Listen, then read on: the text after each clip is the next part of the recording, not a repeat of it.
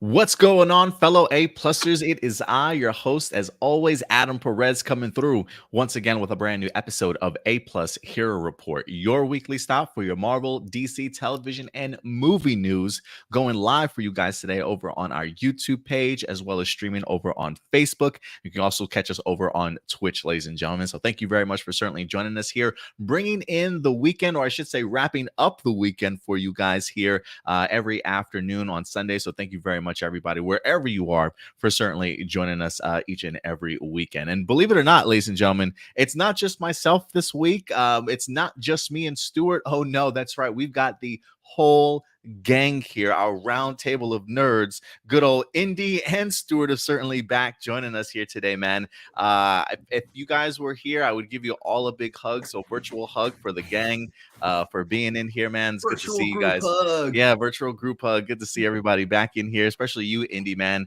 I know life has been kind of crazy and hectic for you. How you been, bro? I'm sure everybody here at A+ Hero Report wants to know.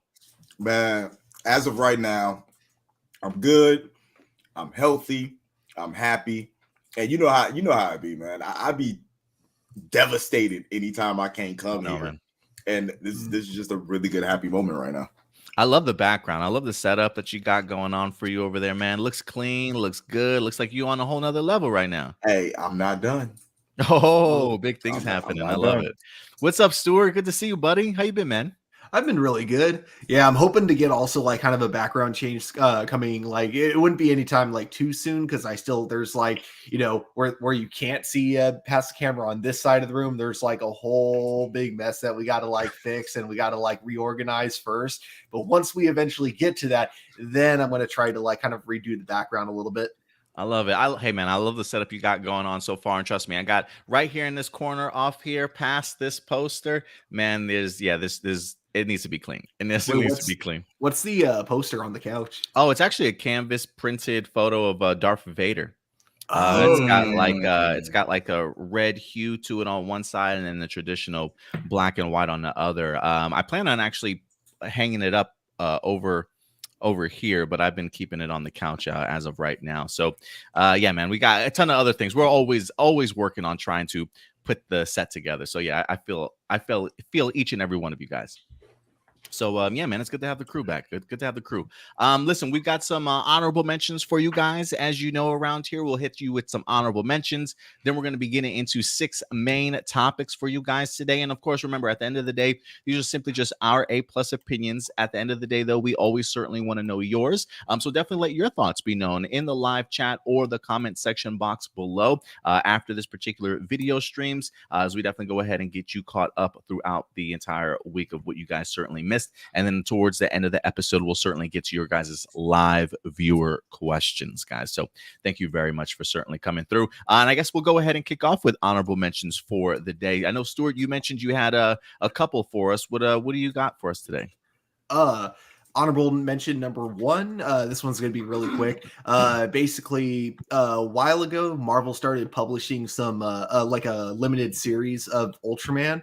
And now that limited series is going to be crossing over into the Marvel universe because there's going to officially be like an Ultraman crossover with Marvel coming in the next I don't think they said once, I don't think they said when the date was, but it is a crossover that is happening. And they show like there's kind of a cool preview photo I wish I downloaded where it's like 3 of the different original Ultramans, and then in the background, and then in the foreground, it's Captain Marvel, Iron Man, and Spider-Man fighting a giant kaiju monster.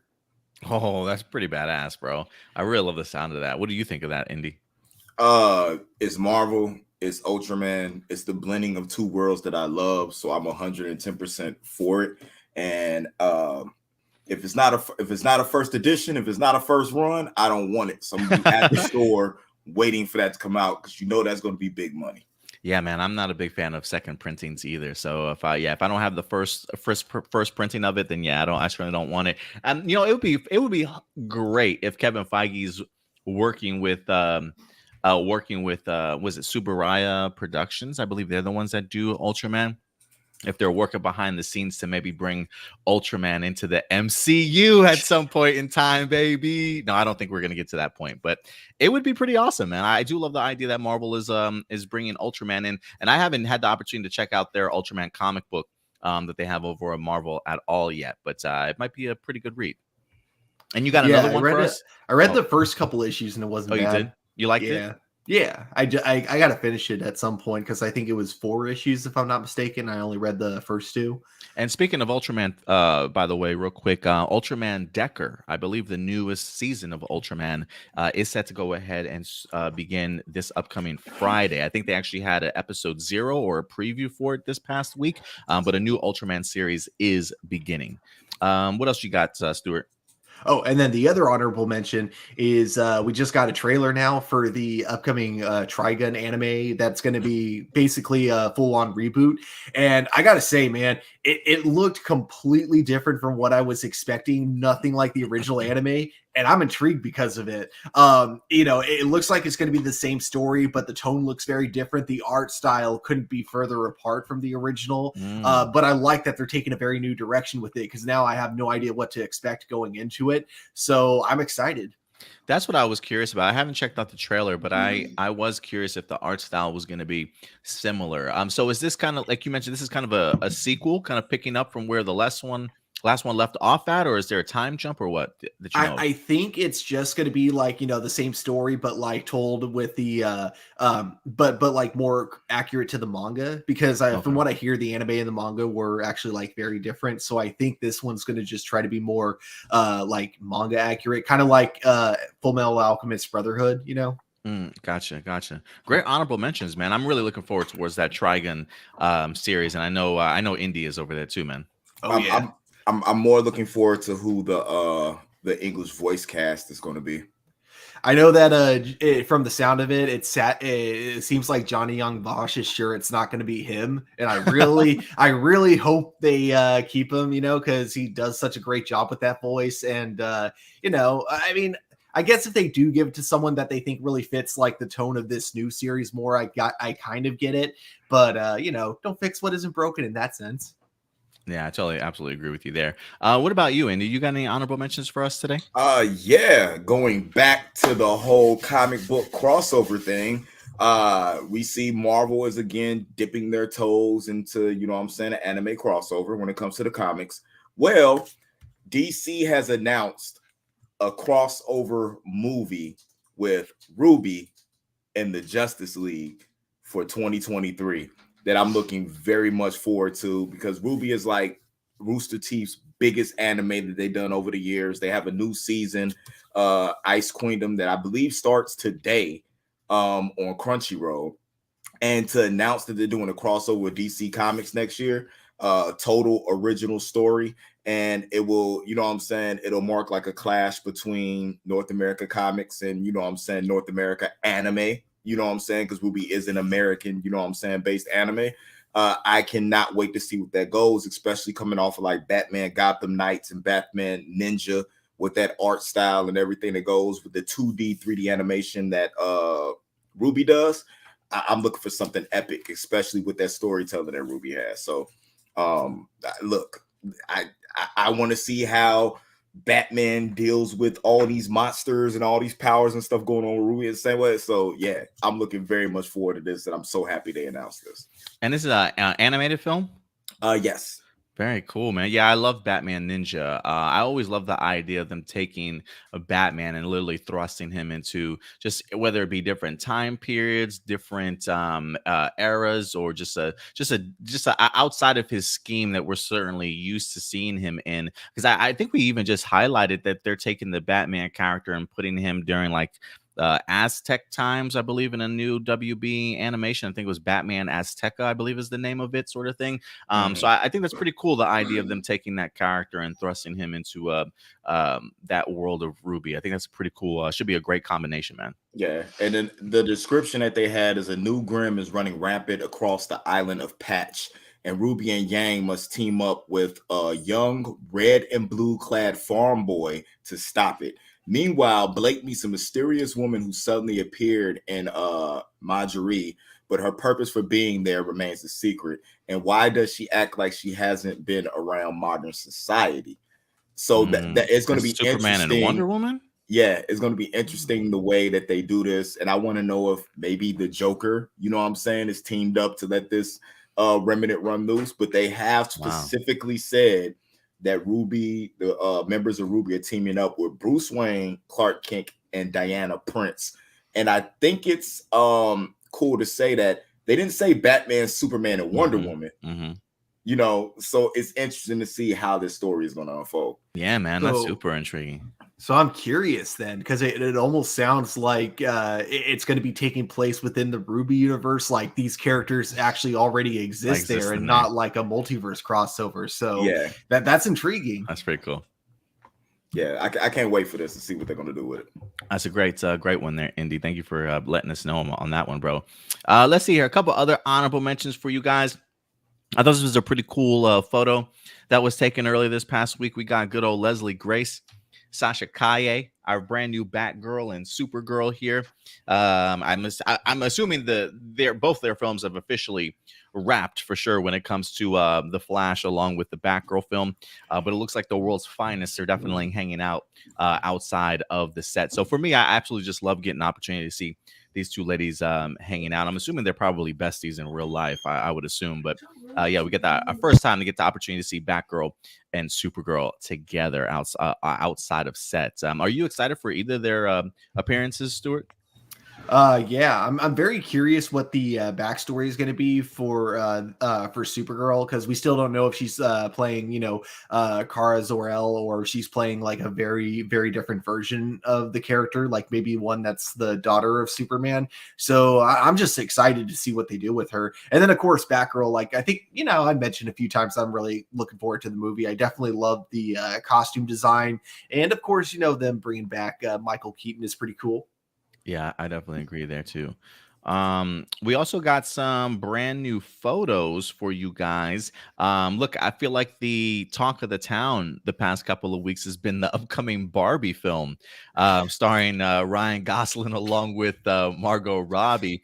It's incredible to say, man, but actually after seeing some set photos, especially more set photos that have in fact been released, people have been talking about it, man. It definitely has grabbed the attention of many people. Whether or not this movie is going to be good or not, who certainly knows? But the photos are fantastic. Let's go ahead and showcase some brand new set photos here, as we got. Looks like Ryan Gosling and Margot Robbie here as Barbie and Ken, really decked out in their summertime vibes, man. It's pretty bright, pretty bright. What are you thinking, Indy? I'm thinking Yeah, I love the fanny pack, man. I'm loving the fanny pack in the neon yellow. I'm not for this and for this at the same exact time.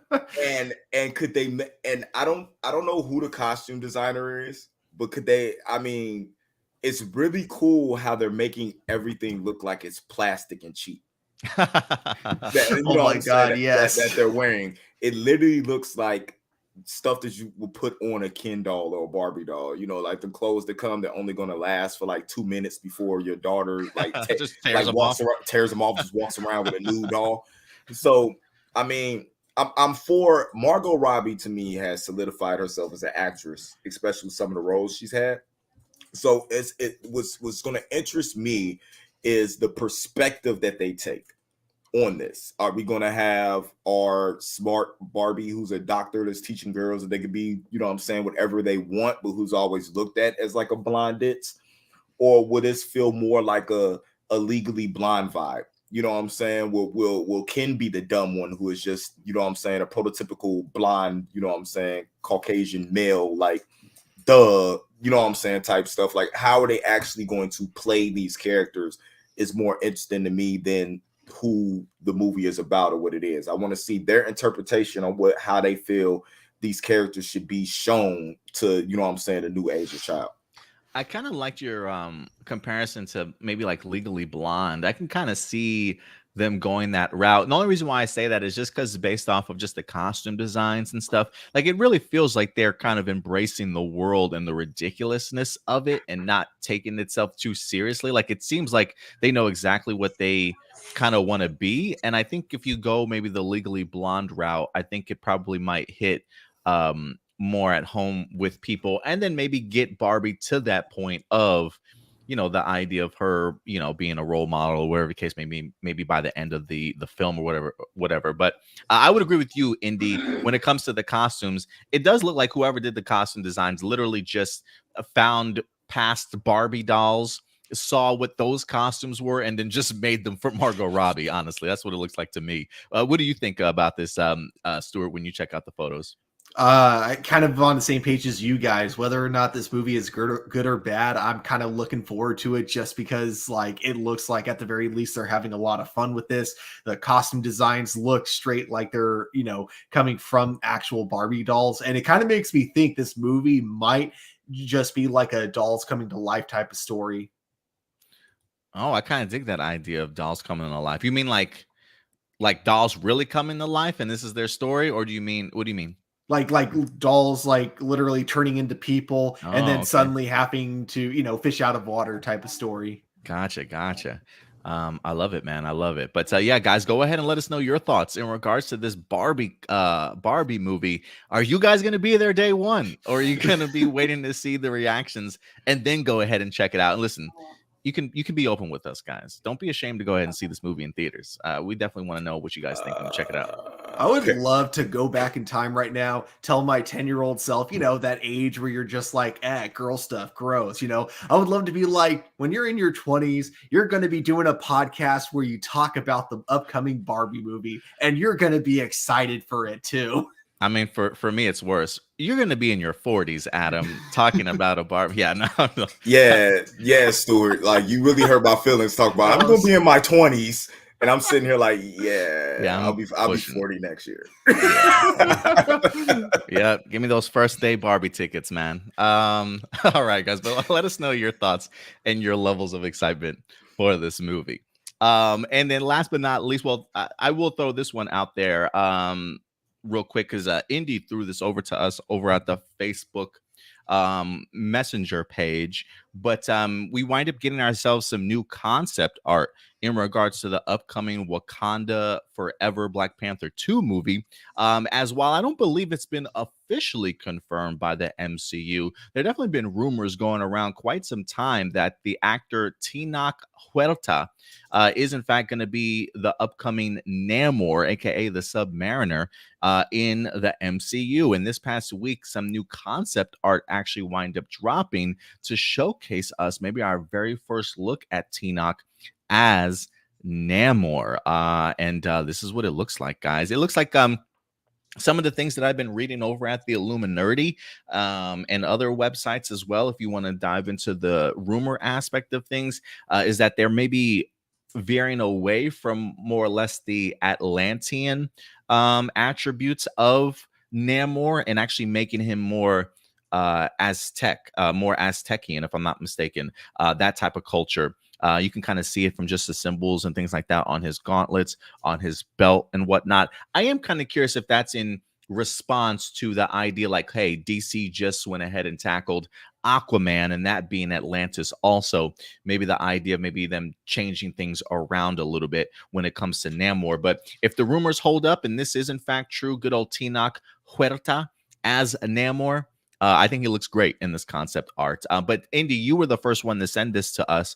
What did you think about the concept art? I thought it was a tattoo design at first when I saw it. And then I was looking, and as I did research, I saw that, you know, they got it from leak. You know what I'm saying? It was put up on Marvel sites, stuff like that, and other people were just grabbing it and posting it. So I looked, and I'm totally satisfied, you know what I'm saying, with this. As long as he's not walking around like that the entire movie, you know what I'm saying, I'm cool, because, you know, I don't want my manliness challenged. And I haven't been in the gym lately, so, you know, I got a little flab going on. So that dad bod, man, I get it. Yeah, that dad bod's rolling. But I definitely want to try to see if I can look like that, you know what I'm saying, in my 40s.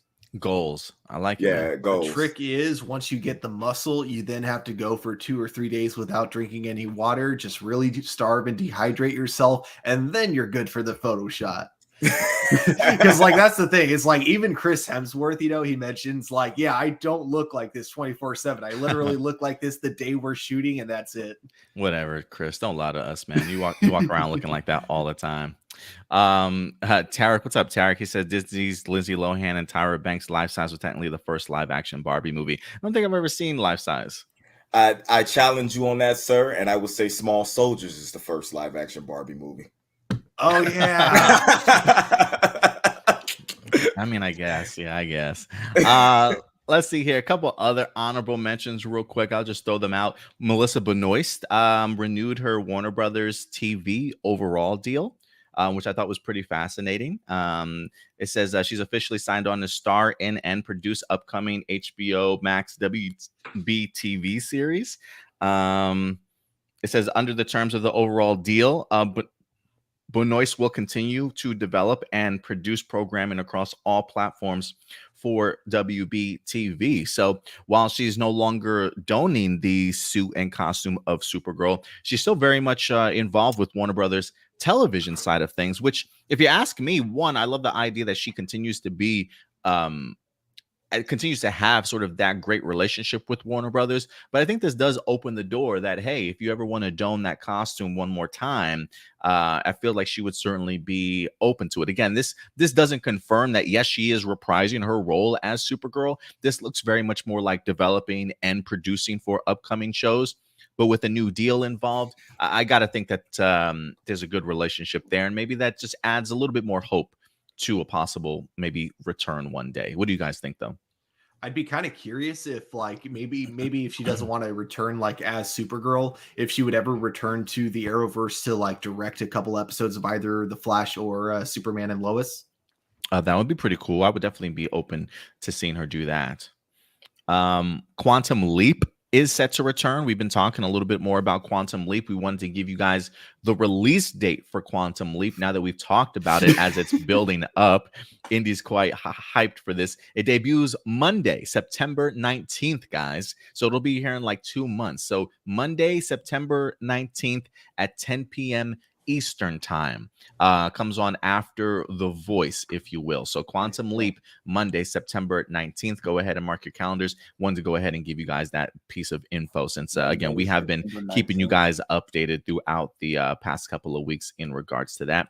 But other than that, I think I'll end off with the idea that good old Disney CEO Bob Chapek has got a new long-term contract, guys, believe it or not. They're bringing Bob back. What do you guys think about Bob coming back? He said his current deal expired in February, but now he has a new 3-year agreement starting July 1st. I mean, kind of like with any CEO of Disney, kind of mixed on him. Obviously there are cool decisions that the fanboy in me wants to go, yeah, keep him around. Cause I feel like, in some way he had to have had an impact on where like the Star Wars shows and Marvel shows are at right now. But like also kind of like just kind of some of the behind the scenes stuff, like in the way he kind of has been handled like certain situations. But I also think that any CEO would probably make the same really bad decisions as well. So I don't even know if it would really make a difference.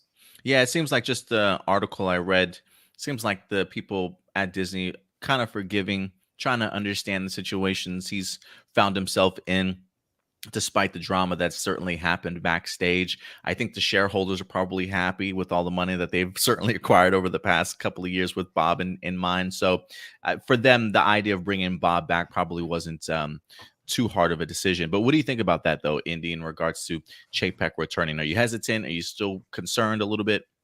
I don't think I'm concerned, because when you look at him and being, in charge of what he's in charge of, 90% of the time they're winning. You know what I'm saying? It's always the thing you do wrong that is always highlighted, what I'm saying, in your career. But how much stuff did you actually do right? You know what I'm saying, when it comes to business and earnings and stuff like that. So I do believe he earned himself at least an extension to see if he can keep this money, train going. But we all know who's the money man when it comes down to it. So maybe after this, that'd be somebody's position like a Kevin Feige. Or, you know what I'm saying, somebody to go to who's probably not ready to step into that type of role because they got so much else going on. But I do feel like there are so many other candidates, especially under Bob, that probably deserve that position that he has right now. Good point. Good point. Yeah, we'll see what happens after his 3 years comes up. If any of those people you're mentioning might get themselves a nice little promotion, we'll definitely see how Bob Chapek's reign at Disney as a CEO certainly continues. Good old Dattila. Did you guys hear AEW is making their debut at San Diego Comic-Con? I did not know that. Ooh, that's pretty cool. They're going to have I'm assuming they'll have a panel and maybe some vendors and stuff out there. Let me give some quick shout outs before we get into our main topics real quick. We got Marcelino Vasquez in the house. I know we talked a little bit about Tarek. Good old Chris in the house too. Francois certainly here. Jericho Gonzalez in the house. Good old Nicole Robertson certainly coming through. It says happy 4th of July, guys. Any plans? You guys have any plans for the 4th? Work. I don't think this is the year to celebrate America's birthday. That's very fair. I feel you, bro. I feel you. Probably gonna drive up to Sonoma though to watch the fireworks regardless. Nice, man. Nice. Yeah, I don't know if we're doing anything yet. Seeing some fireworks, most definitely. Even if we don't go out to see them, usually people in the neighborhood will shoot off their own fireworks and stuff, and we usually get some really great views outside of the house. Maybe we'll do a little bit of a cookout, put something on the grill. We'll see. Adam Perez in the house. What's up? The most talented man in the world. I suck my own balls is here. Good to see you, buddy. Ram Jam in the house. He says, hey, Adam, how's it going? Hope you're doing well. Just got back from Winnipeg, Manitoba, Canada. I attended my niece's graduation. You know, I've always wanted to go to Canada. I've never had the opportunity to go. So I hope you had a great time, Ram Jam. When I was like young, back in high school, I wanted to do like a road trip to Canada to get beer because I think the drinking age there was 18. Never committed to that though. Let's see here. Who else do we got? We got good old Dattila saying July 4th is also hashtag beat up John Cena day. That's my favorite club promo. Yeah, always love that. Shout out to John Cena. I will let other people attempt to celebrate that. I think I'm good. Yeah, shout out to John Cena for 20 years. I'll celebrate that. Yeah. Beat up John good Cena. luck with that. All right, guys. Other than that will wrap up our honorable mentions. So I think it's time for us to dive into main topics, guys. You ready to go ahead and get into this? We got a great show for you guys. Let's do this. First topic we're going ahead and get into. Listen, we're going to start off with some MCU talk. We got 2 main topics that we're going to be diving into. But first will, in fact, be Thor Love and Thunder as we go ahead and get ready for its premiere. It did have its world premiere, I should say, last week on Thursday.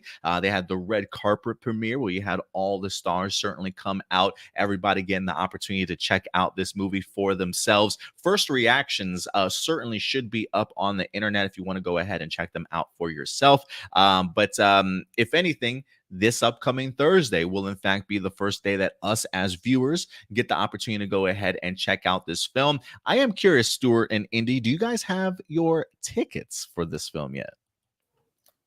Not yet, because I'm going to try to watch it Wednesday at midnight once we get the digital film, or once we get like the digital keys to unlock the film. What about you, Indy? You got like 3 tickets ready?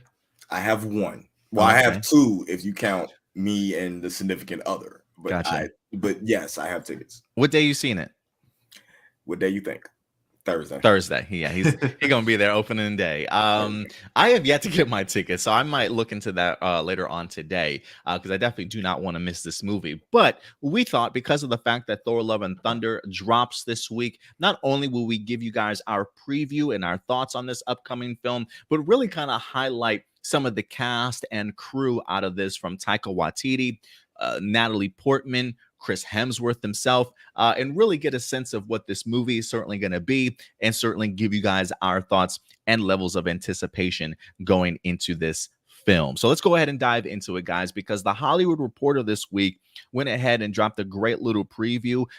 They were certainly in attendance at the premiere for Thor: Love and Thunder, and they got the opportunity to sit down with some of the stars and talk about the film a little bit. And we'll just kind of bounce off our thoughts in regards to this. So it says Love and Thunder was certainly in the air on Thursday evening as the cast and creators behind the fourth installment began gathering for the film's premiere. Hundreds of cosplayed fans lined up on Hollywood Boulevard ready to greet stars and watch the long-anticipated follow-up to Taika Waititi's hit Thor: Ragnarok.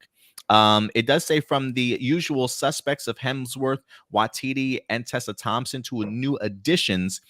It says Love and Thunder boasts a stacked lineup of A-listers, and coming off the success of Ragnarok, the creative team felt the pressure to deliver something bigger and better this time around. And here are a couple of the quotes we've got. This is from Brian Chapek.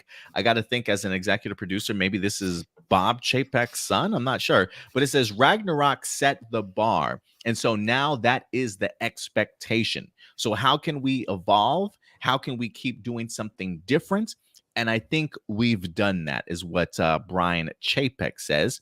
Good old Taika Waititi himself says, who again directed as well as co-wrote and stars, agrees. He says, personally, I was like, oh, how are we going to top that? Is it possible to top that? We did, he said, sounding confident. This film is bigger and deals with bigger themes, human themes. It's emotional. I couldn't be happier. That's what good old Taika Waititi says. And in regards to Natalie Portman, it says, in a surprise to fans, Portman returns after a hiatus away from the franchise since her last appearance as Jane Foster. Foster is not just an astrophysicist, but rather fulfilled her comic's destiny by transforming into the mighty Thor. This is what it says. It was in the works from the beginning, said the co-writer. I know it was something that Taika and Kevin and Brad and the whole team really wanted, to be able to be a part of the film that brings the mighty Thor to screen. I can't even tell you how special it is. It makes me certainly want to cry. So let me, before we go on and continue with this, just based off of the words of Taika Waititi, along with Natalie Portman, or not Natalie Portman, but what are you guys thinking in regards to what's being said here? Loving the enthusiasm from the director, and I love that. My favorite thing that he said was like saying that Ragnarok was just the bar. We're trying to go past that bar. And then, with Natalie Portman too, the fact that, since Ragnarok that they've been wanting to bring her back, even if she, at the time wasn't very interested. I like how, it seemed like they really wanted to show her that this isn't going to be like the other four Thor films. You're actually going to have something to do. It's going to really contribute to the overall plot. And I like that, that was all it took to really get her back. It wasn't necessarily about the money or anything like that. It was just the fact that she didn't really like, being just there to like kind of pad out the time, Yeah, no, I absolutely agree. And it even says Portman immersed herself into Waititi's fresh interpretations of Thor. She says he is just so wild and has such amazing ideas all the time. I mean, it's kind of miraculous that he can just generate so much brilliance on a constant basis. It's really astonishing and really an amazing opportunity to just witness. So let me throw this to you, Indy. You hear this in regards to what she mentions about Taika Waititi, that he's just so wild and yet has amazing ideas all the time, to be able to generate so much brilliance on a constant basis, that it's really astonishing and really an amazing opportunity. That, on top of what Taika Waititi mentioned in her idea of taking Love and Thunder up a notch in regards to what he did at Ragnarok. What do you think about what Natalie Portman is saying here, along with Taika Waititi? I trust nothing Natalie Portman says. I'm gonna be totally honest with you, just off bat with that. But I trust Taika Waititi in what he does and what he imagines. So if she's just stating what we know, what I'm saying, from Taika to start off with, I can trust what she's saying. But my thing with this goes is, although I want you to chase Ragnarok, I don't want this to feel like a rehash or a retelling, or trying to capture that type of humor and, you know what I'm saying, that experience. Especially with Gore the God Butcher, the stuff that goes on in Love and Thunder, bringing in Mighty Thor. I need this to be its own separate experience. You know what I'm saying? On the same scale, but don't try to double back and rehash that. I don't need Bill and Ted's Excellent Adventure and Bill and Ted's bogus, you know what I'm saying, journey. I need this telling of this story and what's going to happen. I don't want this to be something where I love it when I'm in the theater, and then when I go home and watch it, I'm like, well, you know what I'm saying? Because I did that a little bit with Multiverse of Madness. I loved it in the theater, and then when I came home and watched it, I'm like, this isn't as epic, you know what I'm saying, as I thought it was when I was at home checking it out. I think it was just the experience of being around like-minded people that actually made that movie better than what it actually really was. And I don't want to see this happen with Love and Thunder, especially with all the hoopla that they're putting around it. No, I definitely understand where you're coming from there. So that most definitely, man. They also go on to say in the article, talks a little bit about Christian Bale too. It says Bale, who makes his Marvel debut in the film, continued the praise of Waititi, saying working with Taika is just wonderful. With great sincerity, it's a very moving film, but also, as everybody would expect, it's bloody funny coming from Taika, and what a cast as well. It was a real joy. In his transformation to become the menacing Gore the God Butcher, Bell recounted sitting in the makeup chair each morning for nearly 4 hours, he says. It also says Love and Thunder marks Hemsworth's 8th Marvel film, but it would seem that the actor still has a lot of Thor's story left to tell. He says, I've done it for 10, 11 years now, Hemsworth reflected, and each time I think, yes, I'll do it again if there's something new to tell and something fresh and unique that we haven't done before. Thanks to everyone at Marvel, but Taika Waititi in this instance has created a whole new journey, he continued. I think that's what it's about, is keeping it fresh and spontaneous and unpredictable for fans. It's such a collaboration with so many wonderful writers and producers and directors that I've been able to work with playing the character. It's an honor. Let me go ahead and jump in on this too a little bit.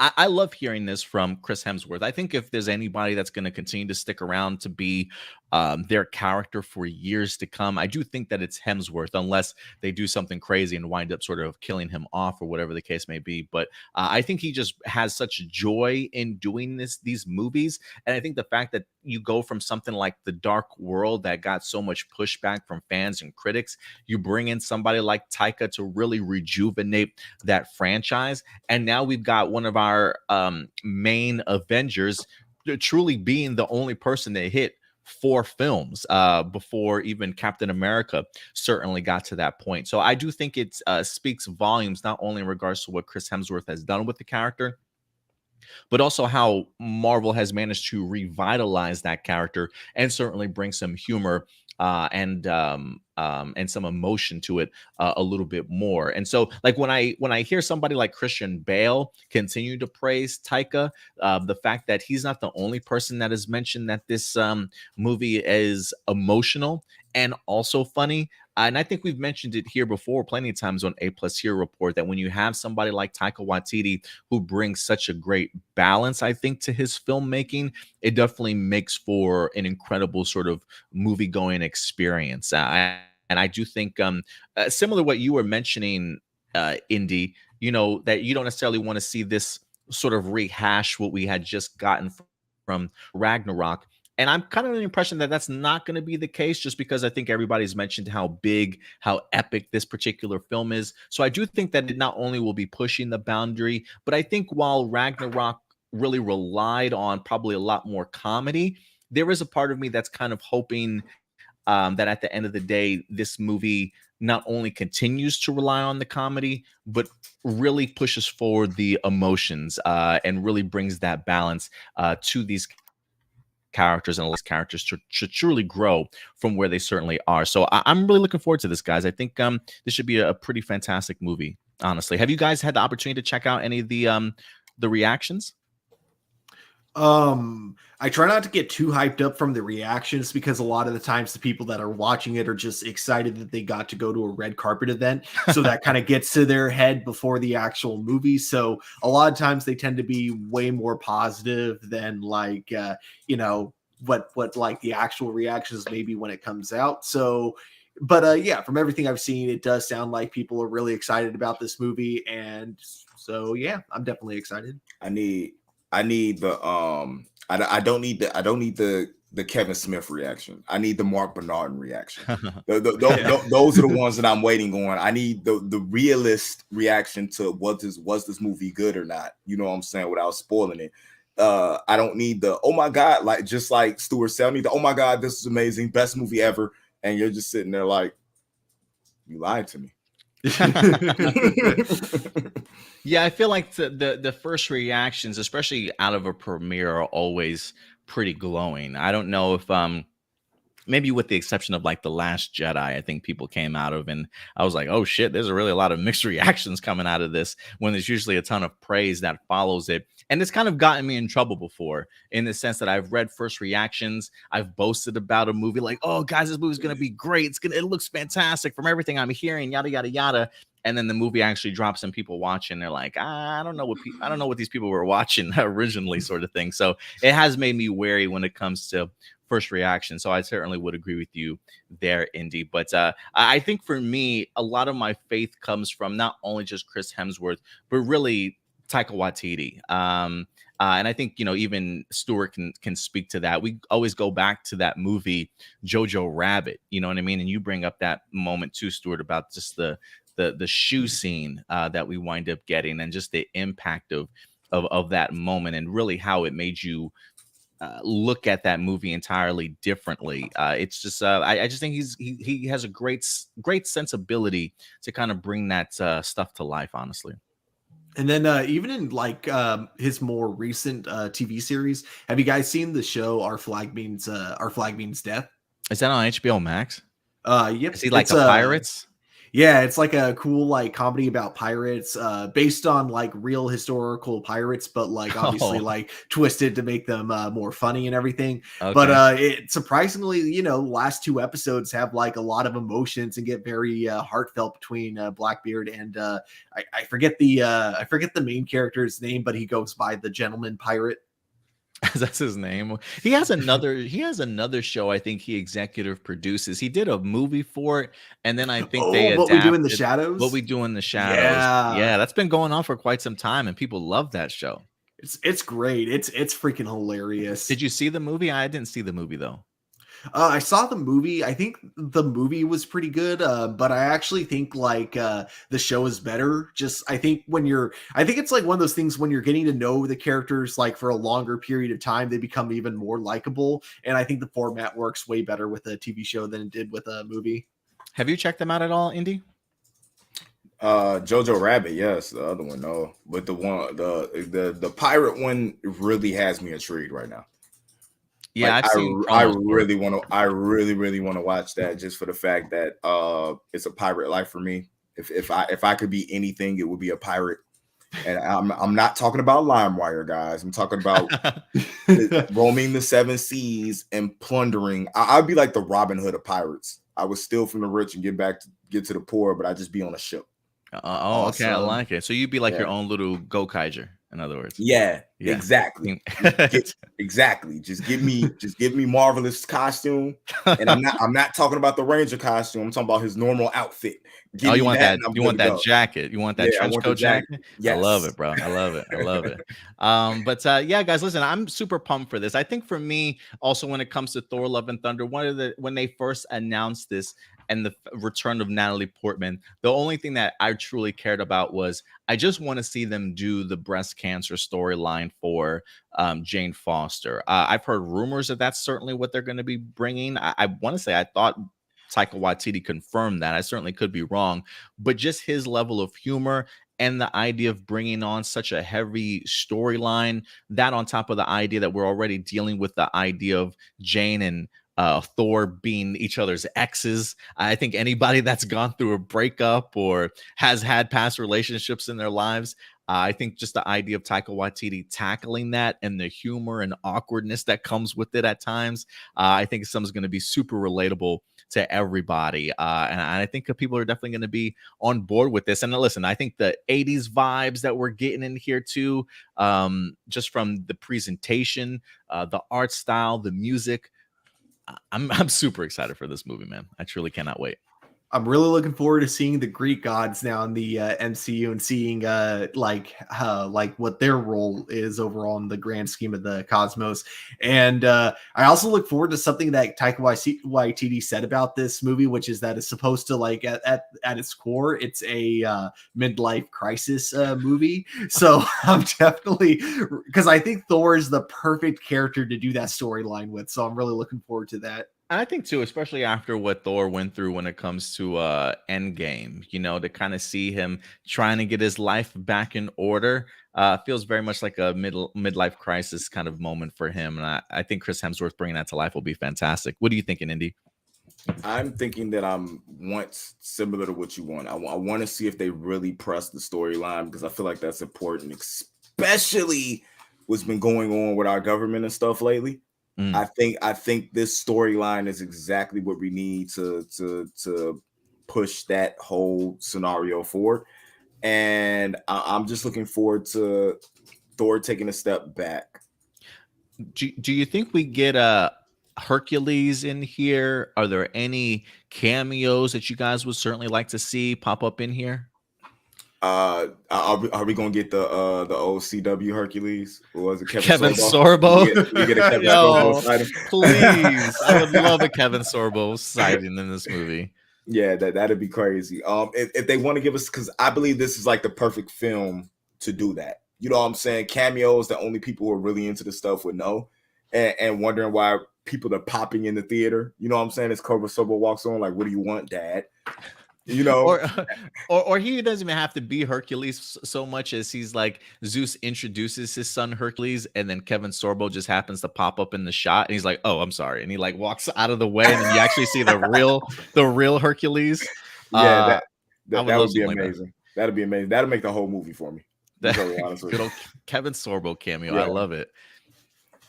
For me, I'm hoping like it's either Hercules or Beta Ray Bill, because there were a couple of shots where it looks like someone was edited out because there's just like so much empty space. So I'm thinking, because it also looks like it has to be someone really big to take up that space, either one of those two characters would fit that perfectly. And I also, for me, I think those are great cameos, both of them. Beta and Hercules would be great. I would even love a really openly flamboyant Hercules. Isn't he gay in the comics, Hercules? Yeah. Is he? Oh, yeah. I didn't know that. Yeah, maybe for like is this Pride Month or was June Pride Month? I can't remember. June was Pride Month. June was Pride Month. Mm-hmm. I also wouldn't mind that. For me, I'm also interested in Gore the God Butcher's origin story. Like, I want to see what other gods we're sort of introduced to in here, if we have any connections to maybe the Egyptian gods from like Moon Knight. Like, I wonder if there's going to be any references here, or anything when it comes to maybe Black Panther or whatever the case may be. I kind of want to see just really the scope in which Gore the God Butcher has really been doing his storyline. Well, I'm really interested in his origin too, to see how much is going to tie into the origin from the comic books, especially with the Necro sword.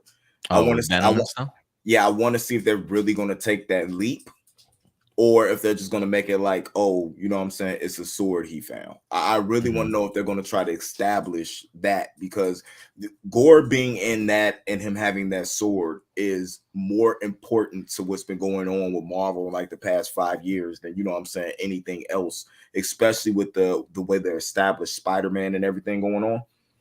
I want to see if that's a basis on, if that's how they're going to introduce, you know what I'm saying, the bet. For all we know, that could be the next Thanos level threat, you know what I'm saying, that they've been talking about. That's definitely a possibility for sure. Given how far out Kevin Feige is definitely planning, we definitely should be knowing some information a lot sooner than if anything, because Marvel's going to be at San Diego Comic-Con revealing their upcoming slate. And I think they're also going to be at D23 in September also. So we should be getting some really big reveals from Marvel here rather soon. But all right, guys, if anything, I guess we'll wrap up the Thor Love and Thunder preview. Any last words in regards to what you guys might have? I'm cool just as long as they have an edited version, unedited version of Chris Hemsworth nude. I'm cool. Yeah, I am kind of curious. He's been talking about his butt shot in here, and I do wonder, like, are we literally going to see cheeks, or are we talking digitized like censoring? I'm kind of curious. They did confirm that was only for the trailer. That really? Yeah. Oh shit. Okay, they're really pushing the envelope then for this. I heard that they used another Chris rear end for their shot. So oh, really? Yeah. I don't think Chris Hemsworth would have allowed that, though. No, I think from what I heard, they took America's ass and they put it on Chris Hemsworth. that was really Chris Evans' ass. Just have Chris Evans' ass different right on top of Chris Hemsworth. Oh my god. Yeah, I don't think Chris Hemsworth would approve of that, man. We'll see. But look, guys, we want to know your thoughts when it comes to Thor: Love and Thunder. What are your thoughts in regards to this movie heading into it as it goes ahead and premieres this upcoming Thursday, guys? So definitely, if you haven't gotten your tickets yet, definitely go ahead and grab them, guys. But we'll definitely, if anything, we'll probably have a non-spoiler review, maybe a spoiler discussion for you guys this upcoming weekend after everybody's certainly had the opportunity to check out this film. But we'll certainly keep you posted. But yeah, let us know your thoughts in regards to this movie in the live chat or the comment section box below. And with that, guys, we will move on to our next topic here. And we'll stick when it comes to the MCU, and which is a storyline here that's starting to kind of come together in regards to a potential MCU project that has yet to be announced. But we've heard rumblings about this for quite some time. And that is in regards to a Doctor Doom film or series. It's been quite some time since we've had any information. I want to say the last time I heard anything Doctor Doom related, I want to say Noah Hawley from I believe it was Legion and the Fargo series over at FX mentioned the idea that at one point in time he was given the job of putting together a Doctor Doom script. He wound up doing that. I believe he mentioned that he had talked to Kevin Feige in the past in regards to it, whether or not it was picked up, because I think this was all during the Fox and Disney merger. So I don't know if they actually decided to go ahead with Noah Hawley's script, if they have something else entirely different. But with recent comments this past week, it does kind of hint at the idea that the Doctor Doom, whether that be film or series, might be in early development at this point in time. Let's go ahead and dive into this article, because I know Indy's a big fan of this idea of Doctor Doom being brought to light. So I do want to go ahead and get your thoughts on this first, Indy, but let's go ahead and get into the article itself. This is from comingsoon.net saying Howard Stern, of all people, Howard Stern potentially leaks Doctor Doom project.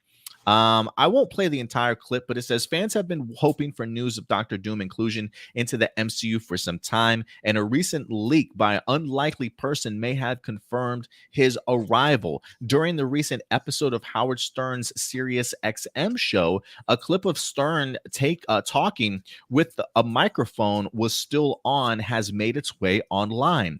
In the clip, Stern is asked by his co-host Robin Quivers if he's working this summer, to which he responds that he's doing Doctor Doom and has spoken with what seems to be Marvel Studios boss Kevin Feige, much to the surprise of his crew.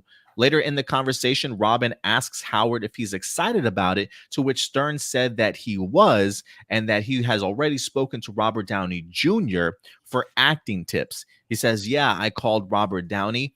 I was asking him acting technique," said Stern in a transcription provided by a Twitter user before referencing director Jon Favreau as the clip comes to an end. I am going to stop sharing this for just a second. I am going to go ahead and actually play the audio from this if you guys are interested. So maybe lower your volume if any.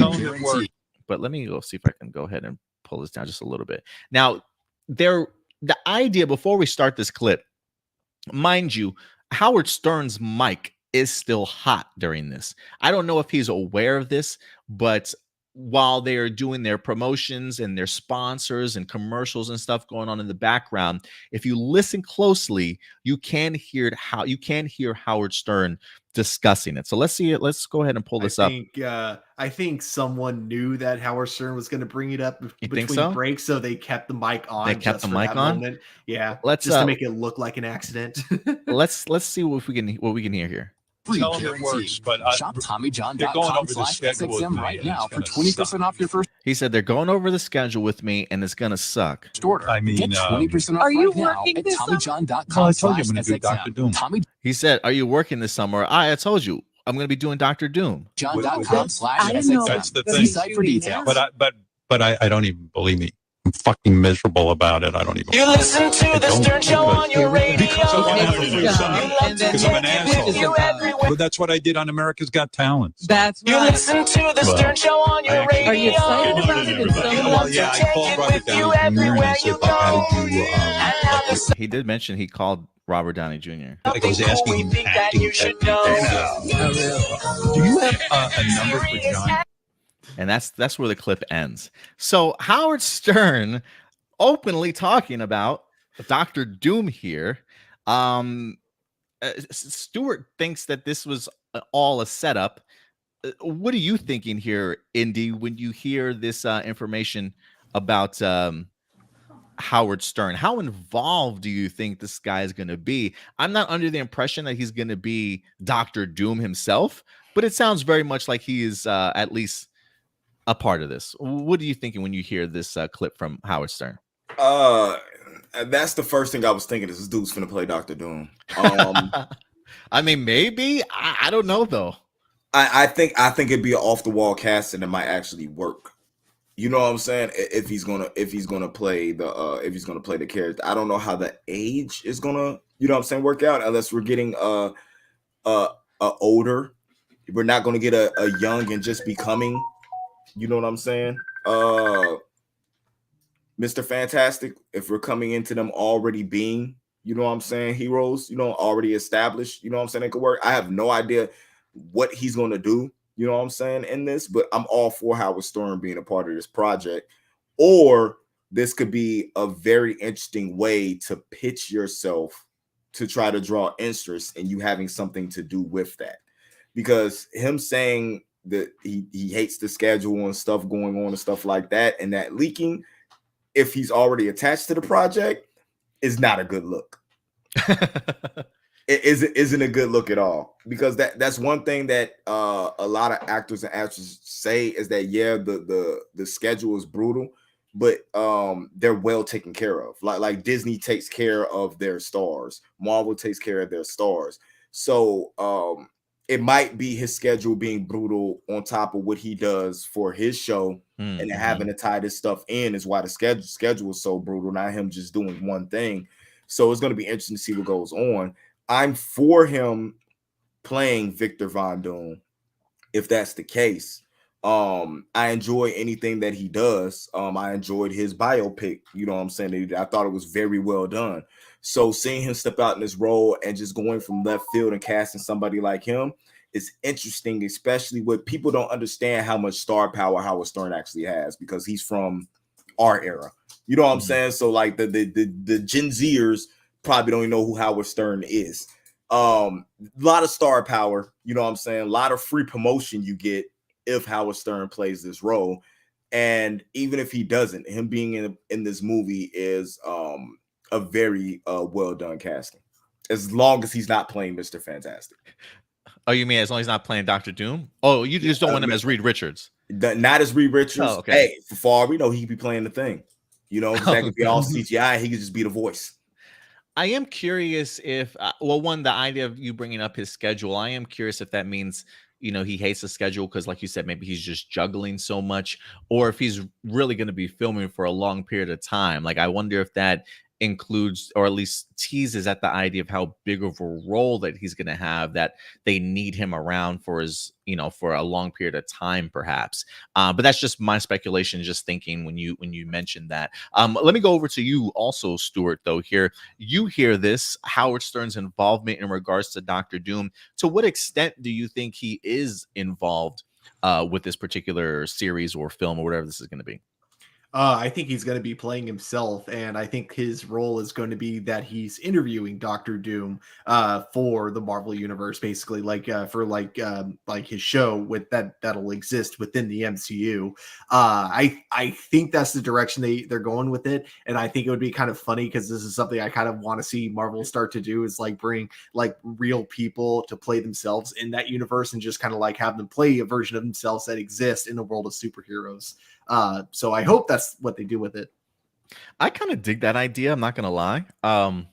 Like, it would be pretty cool if like we have our Victor Von Doom already. I don't want to say necessarily in his prime, but or maybe he is young, like Indy said, and maybe he's pushing for the control of Latveria. I don't know. Like, maybe you bring in Howard Stern to like sit down and interview him for like a biopic, right? Or a biography or something, or like a get to know Von Doom kind of segment that he's kind of putting together. And so you bring in a real life person like Howard Stern to be the interviewer, considering, I mean, that's what he does most of his actual career, is his own radio show and interviews and stuff. So maybe they do go along those lines as well. Is that what you're thinking, Stuart? Yeah. I would Exactly. I would definitely be open for that, man. Like, for me, the idea of him playing a young Victor Von Doom, I think would be interesting, honestly, if you were to ask me, because I think at the end of the day, you maybe establish as to what his identity is, who he certainly is as a person, and then we put him behind the mask and we probably never really see Howard Stern's face ever again. That is intriguing to me, but I don't necessarily know if I would go that route, just based off of, I don't really know what his acting chops are like. I haven't really seen Howard Stern in a movie per se, having to happen to act like that, especially for such a monumental character when it comes to Doctor Doom. So I don't know if he would actually be Victor Von Doom himself, so much as I probably personally would lean more towards the real life interviewer that gets to get like that exclusive those exclusive rights to finally meet Von Doom. Maybe he's very standoffish in regards to the idea of he doesn't really let people in, or very open sort of thing. So maybe this is a great opportunity for Howard Stern's character to go ahead and bring Von Doom into mainstream and letting people know who he certainly is and how he got to this part from the ground up. But I think it's something fantastic. I think for me too, the idea that they're even thinking about doing a Doctor Doom series or movie does make me wonder what will come first, a Fantastic Four movie, or will this sort of be our introduction into that aspect of the Fantastic Four world? I know we already saw John Krasinski as Reed Richards in Doctor Doom, but the idea of maybe not necessarily leading off with the Fantastic Four movie, maybe you give us a Doctor Doom first. That would be a pretty interesting revelation in regards to seeing what the upcoming release schedule is like. But the idea of alone of giving us a Doctor Doom and seeing that they're actually involved in this heavily, I'm a very, very big fan of this, Stuart. And I hope that this comes to light sooner rather than later. Definitely agree. I think Indy had to step away for just a second, so he certainly will be back in regards to that. But yeah, I definitely want to see a Doctor Doom series or film. Yeah, and I think that's something that a lot of fans have been saying, is that we don't necessarily need to be introduced to him in a Fantastic Four movie. He can either be introduced through another Marvel movie, or give him his own standalone series before he faces off against the Fantastic Four. Kind of similar to what they're doing right now with Black Adam. Oh yeah, I would really appreciate that. And for me, I think when it comes to Doctor Doom, he's such a big character in the MCU. The idea that you kind of like, for me, I would like to see them build him up to be even more imposing as his own character and the impact that he's going to have on the MCU, in regards to just viewing him as, say, a Fantastic Four villain, You know, like I don't want him to just be regulated to that. I definitely want to see him grow in the MCU and be a much bigger threat than anything that we've seen of him before. Honestly, that's how I would personally prefer that they use him. And you know what? I'll even go so far as to say, you know, Stuart, I think they might have already even teased us about Latveria when it comes to the MCU. And I go back to the Moon Knight series where I think very early on in the season, when one of his personalities wakes up and he wakes up in a completely different country, and we get ourselves like a chase scene where the mercenaries are chasing him down and stuff. As he's running in that village or in that country town, there is a huge castle in the background that they go ahead and showcase as he's running, and then he winds up running into a village, which is I feel like from the Marvel comic books, Latveria usually has a big castle and a small village on its outskirts. And I do wonder if they've already teased it in Moon Knight, but haven't necessarily given that location a name as of yet. Do you recall that scene by any chance? I know exactly which scene you're talking about. And yeah, that's honestly, I could see that. And that's the only reason why I bring it up is because the moment I saw it in the show, I was like, "Is that Doctor Doom's castle?" Like it just looked too it just looked too much like his castle to certainly not be. And they were in a completely different country also. So I am curious if we've maybe have gotten teased about him so far. But I really would like to. And if anything, Stuart, you know, they've mentioned the idea that they want to push towards a Secret Wars movie. And for those of you who might have read, maybe I think it was 2012, maybe 2015's newest Secret Wars storyline that they had, Dr. Doom was front and center of that in regards to shaping the new world into his own vision. So you really do get the opportunity to see Dr. Doom sort of like at the height of his power in that MCU comic book. Have you checked that? Have you read that one by any chance, Stuart, at all? The new Secret Wars, no, but Yeah. he did also have like a decent role in the very original The Secret original one Wars. too. Yeah, his like Battle World and stuff. Yeah, I think this was definitely based off of that, the newer Secret Wars also. But I think it was also based and built off of the fact of them dealing with the incursions that we've also been hearing in the movies as of late about the worlds colliding and things like that, and maybe one Earth having to destroy another in order to keep his existence continuing in here. So I feel like they're definitely dropping breadcrumbs within the MCU, talking about the idea of planet incursions, maybe introducing us to Doctor Doom, hinting heavily at the idea that their end game goal this time around possibly is Secret Wars. I would be completely open with that. And if Doctor Doom makes himself a formidable villain, not just for the Fantastic Four, but the MCU, I think starting him off with his own series is a really great way to go. So I hope we get more information, hopefully at San Diego Comic-Con or D23. Do you think we'll get an announcement since this information leaked recently? The only reason I'm not sure is because it sounds like what it could also be is an after credit stinger from something. So like whether it's the next Black Panther movie or another movie that's going on, that's going to be coming out soon. I doubt Love and Thunder because that's going to be out in like a week. But regardless, I don't think it'll be announced. I think they're really going to want this to be like a big shock for the audience, and Marvel's just going to try to ignore the rumors and hope that people forget about it. What about you, Andy? Do you think we get a Doctor Doom announcement at San Diego Comic-Con or D23? Casting. I think we get casting. I think we're going to start hearing our casting for Fantastic Four, because that movie is I can see that coming up soon. Like for Marvel, it's coming up soon. For us, we might be waiting a while, but for them, with how they do everything, I feel we'll start hearing about that. Whether we hear about who Doctor Doom cast or not, but you can't have a Fantastic Four movie without a Doctor Doom unless you're gonna do something like with the Skrulls or something like that. Nah, give me Mole Man. Well, no. So we're basically just gonna have the Incredibles. Yeah. Yeah. Yeah, Incredibles live action version Yeah. come to So, life. but no, I think it's gonna be soon. And hey, as far as I'm concerned, maybe season 2 Loki. Like Oh, okay. if we talk about Yes. like an after credit stinger, it doesn't have to be a movie. It could be one of their television products. Yeah, absolutely. Those are some great spots that can certainly throw in a post-credit or mid-credit scene, and if they wanted to. But I would agree with you, Andy. I do think San Diego Comic-Con or D23, I do think we get ourselves a Fantastic Four cast announcement, and I do think we also get a reveal of a Doctor Doom series. I think both of those might be on the docket to be announced. But again, that's just speculation on my part. But we'll definitely have to see. But Marvel definitely has some big things in store for us.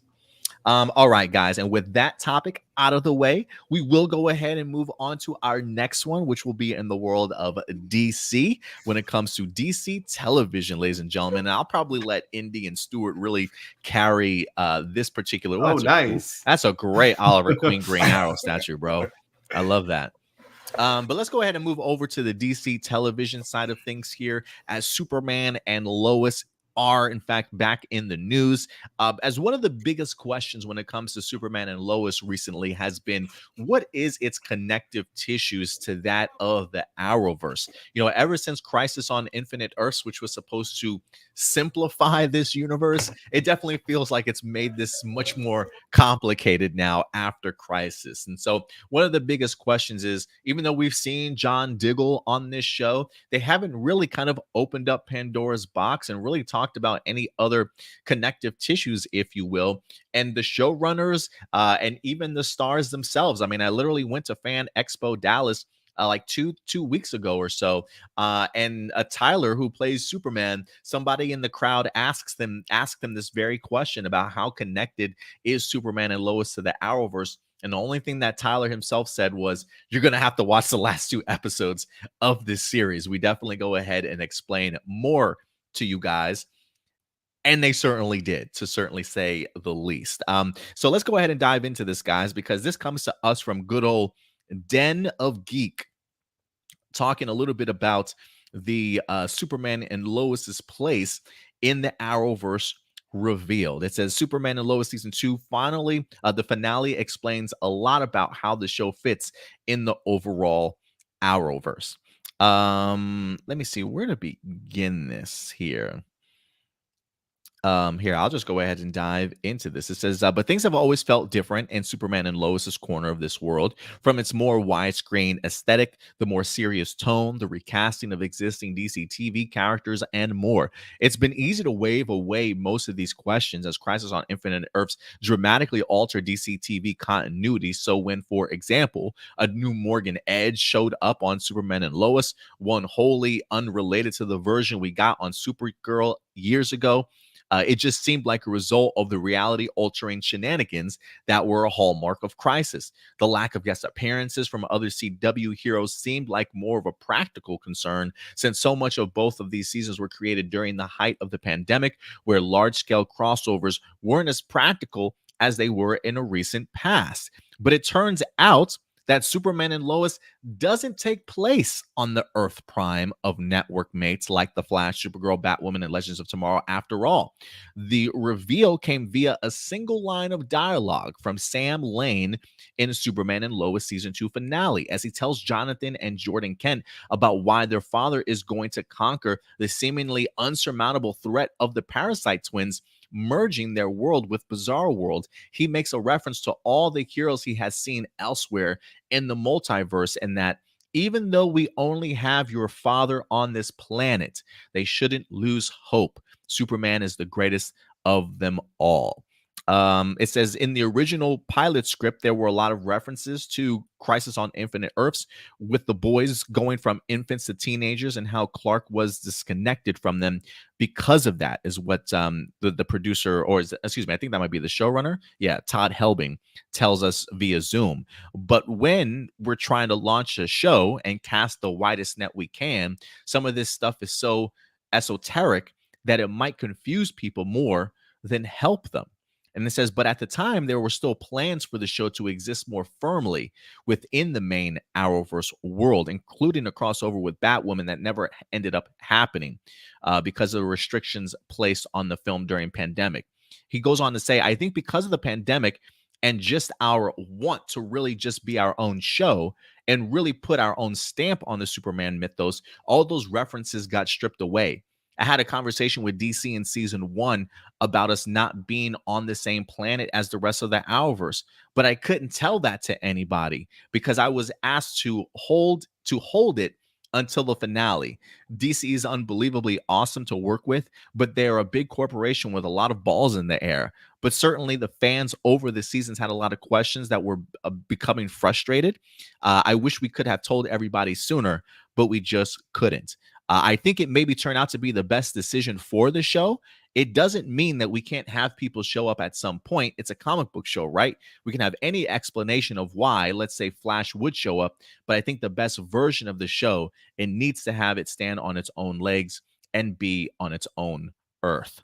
So you guys hear all this.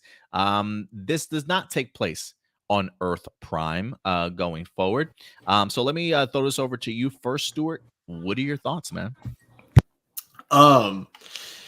Yeah, I'm not the happiest about this news, and it's not because it takes place on its own Earth. It's not because it's not part of the Arrowverse. It's because they waited this long to give such a simple answer. And okay, I don't want to fully call Todd Helbing a liar or anything like that, but I'm going to say this. He claims that he made this decision in season 1, even though season 1 is where you get kind of quite a few references to the Arrowverse. Like, of course, you had Diggle referencing Oliver, referencing the Green Lantern ring. And then you also had, like, in one of the first 2 episodes, I can't remember which one, you still have that reference of how Jonathan was, like, just an infant, like, not too long ago. Because, you had, like, a joke where Lois was like, man, it feels like he was just born a year ago or something like that. But it was a reference to the fact that he was an infant not that long ago. So, I honestly, I feel like I don't believe him when he says like he had this decision back in season 1. But yeah, I also just think that the way they kind of played the line out in the episode was also what kind of ruined it. Because okay, so the episode, to me, this is going to be a really gross analogy and it might get us demonetized, but basically it was almost like, it was almost like the episode itself was like a really good looking ice cream, right?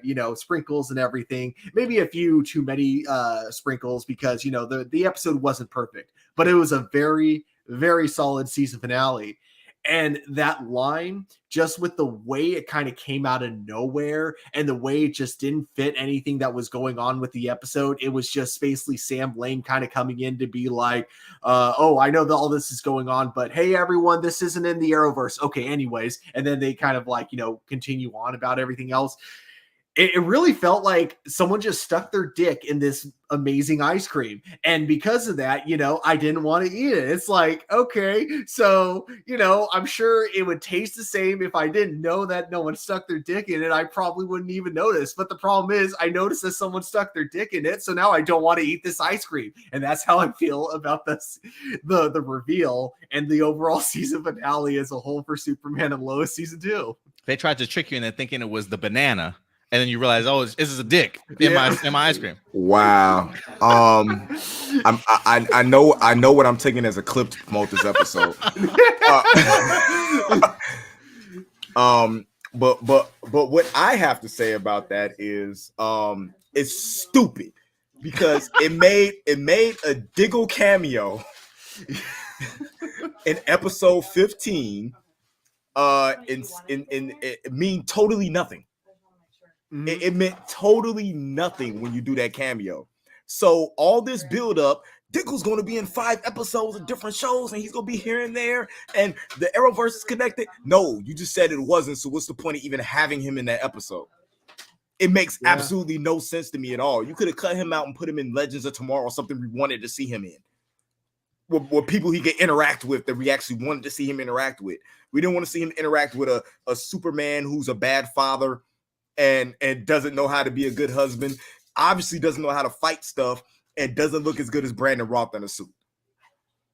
I mean, I'm gonna have to disagree with a few of those last things you said, but it is really funny though, because you bring up Diggle, and one thing that was really weird and that made me think that it was confirmed that Superman and Lois had to be in the Arrowverse is that we just saw Diggle on the Flash, and we saw that he wasn't doing too well. So he's grown out a beard. He hasn't really been trimming in a while. So when we saw he had this exact same look in Superman and Lois, my thought was, oh, this has to take place like, a little bit after that episode of The Flash or somewhere in that timeline, especially because like there's another interview with Todd Helbing when he mentions that, David Ramsey had asked, hey, do you want me to shave my beard before this? And his response is, it's fine. You're playing a different version of Diggle. So it's not going to matter. But it's like, okay, but the problem is that exact look is what he had on The Flash. So it just even makes it look like it makes it look even more like it was meant to be connected, I do want to pull up because I think Indy did pull this up real quick. He says, some people say that if Superman and Lois was a part of the Arrowverse, that it would just turn into another bad show on the CW. Do you think that's fair or not? I know you could have had literally the exact same show. Like nothing had to change. The only thing that needed to change is that line needed to be out of the episode. Because I was going to ask, I mean, Helbing himself even says he thinks the idea of this show being set on its own Earth actually helps it and separates it from the other shows. Do you think this show would be just as good if they did have it connected to Earth Prime? If it was the same exact show doing exactly like it was now, and they said, oh, it's all connected, it'd be the exact same show. It'd just be the people who don't want to connect to saying that Arrowverse shows are trash are the ones who are like, oh, this show is hope. No, it's not. It's the same exact show. They just said they were connected. Now people gonna say the only reason this show is good is because they say it's not connected. You guys make no sense to me at all, and you annoy me. He don't mean you, Marcelino. You just the messenger with the question. I know. Yeah. to the fullest. So I don't know what you guys think or what's wrong with you. Power Rangers will get it right. Tarek says, so weird that the Flash has to explain how Superman and Lois still connected for Power Rangers Down of Fury. It's going to be super easy with Commander Shaw. I mean, we'll see what happens in regards to that. But yeah, man, I'm definitely taking your guys' word for it here. Like Tarek said, why can't they just admit that the pandemic was the reason? Just say the pandemic screwed up the plans we had. That's the reason why we went the route we went. That's all you had to do. We all understand the pandemic. And again, if they had said this, when the show came out, I don't think anyone would have had an issue with this. I think the biggest issue was that they kind of hyped up the fact that we were going to get answers. And so I think when you hype it up, people are expecting the more exciting route. We thought, oh, this means that maybe we'll get a cameo, or at the very least, we'll get a name drop to explain why the Flash isn't currently able to help out right now. And I thought it could have been something very simple as Superman's the only one who can do this. That's all you need, Yeah, I do wonder why they waited so long to go ahead and reveal that sort of thing. Like, it almost feels like he sat on this news because he thought that if people knew it was connected to the Arrowverse, they wouldn't watch, or that if they knew it was connected to the Arrowverse, that's what brought people in, and that if they knew that it wasn't, maybe they didn't think that people would actually bother to watch, which just doesn't make any sense to me.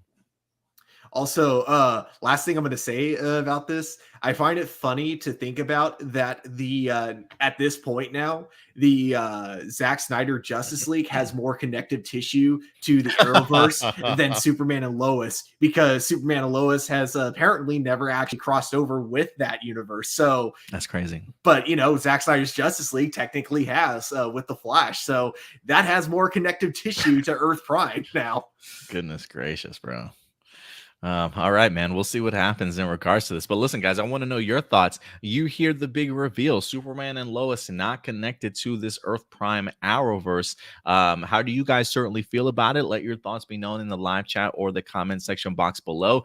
Does this do anything for you in regards to changing your mind about how you feel about Superman and Lois, especially going into its third season? What did you think, Stuart, in regards to the season as a whole, though, or maybe season. Indy too? Yeah, like I do like the season as a whole. I thought it was really good. My only issue really was with the main villain. Like once she got what she wanted, I was hoping we'd get to learn more about her, or there'd be something really cool that they would do with her. But she just became like really lame. Like she was just kind of there. So that's kind of like my only real complaint about the season. What you got, Indy? Look, all I'm waiting for is an explanation on why you cancel Batwoman. So don't explain to me why this isn't connected. Give me an honest answer to why you cancel Batwoman. That's what we need answers for. All these great shows, the Legends of Tomorrow. Tell me why you canceled that. Tell me why you canceled that, and we got all these other stupid shows still running on the CW. Makes no sense to me. Actually, okay, so this is kind of funny. Someone on Twitter made the joke because basically Barry became God for like a brief moment, like during the season finale of The Flash. And someone was like, what if Barry was like jealous because Superman was more powerful than him? So he just erased Superman from the timeline. Yeah, leave it up to them. Leave it up to Barry. Damn you, Barry. Always screwing everything up. But yeah, guys, go ahead and let us know your thoughts in the live chat or the comment section box below. It was funny. I was listening to a interview with Eric Wallace, the showrunner for The Flash, and I guess the guy interviewing him was just under the assumption that he and Todd were constantly communicating about this kind of stuff, or at the very least, he was caught up with Superman and Lois. So he goes like in the interview, he's like, "So with the reveal of Superman and Lois not being on Earth Prime," and then like Eric was immediately like, "Wait, what? I haven't finished the last 2 episodes. What? Oh no, we just spoiled it for him. Like even the showrunner of The Flash don't even know what's happening on Superman and Lois. Like you would think they would have some connective tissues or know what's going on.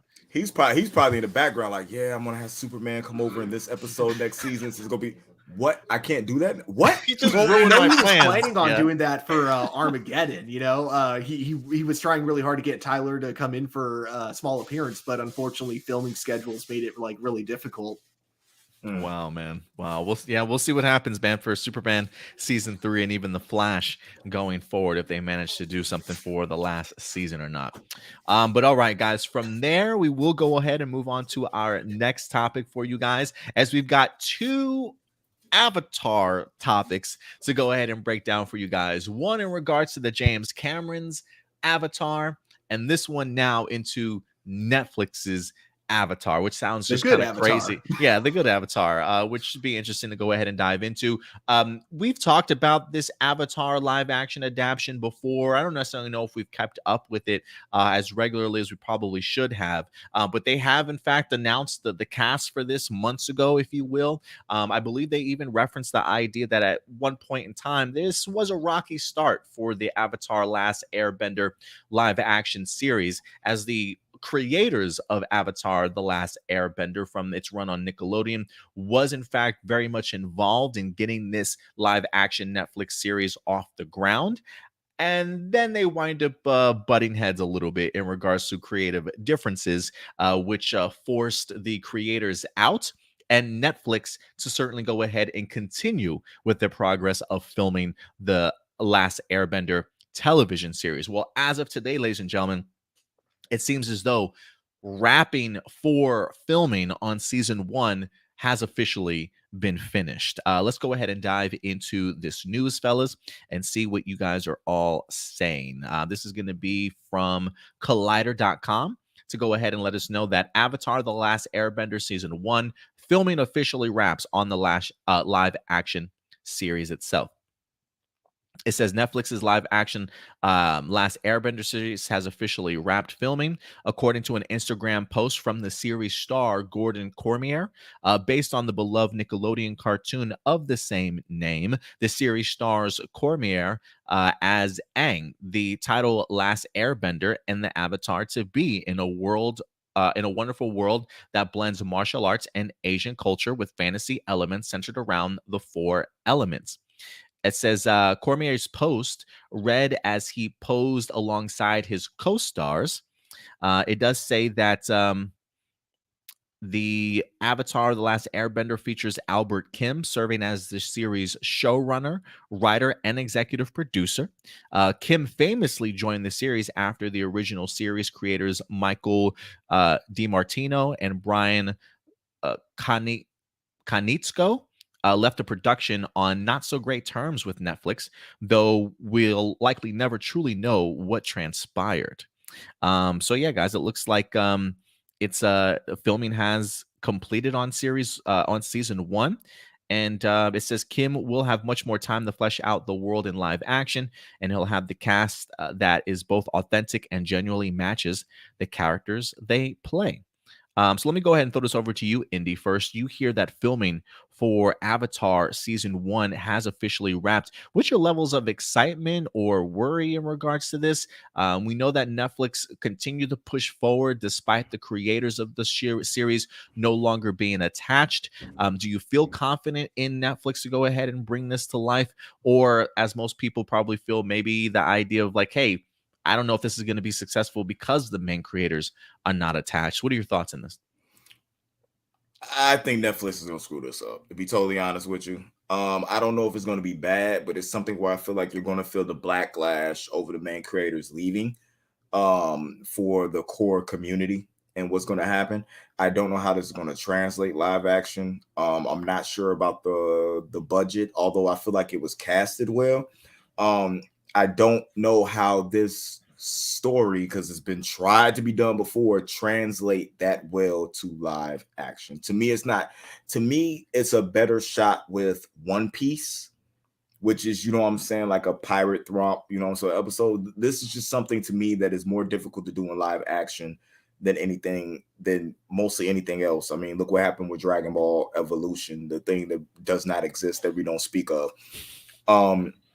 I'm curious to see what happens. The animated series, this and the sequel series, Korra, were so well done that I really feel like live action should not be done for them. But I'll give anything that is anime based a chance, because I mean, Netflix did have a really good Bleach of live adaptation done, and that's about all they have going for them.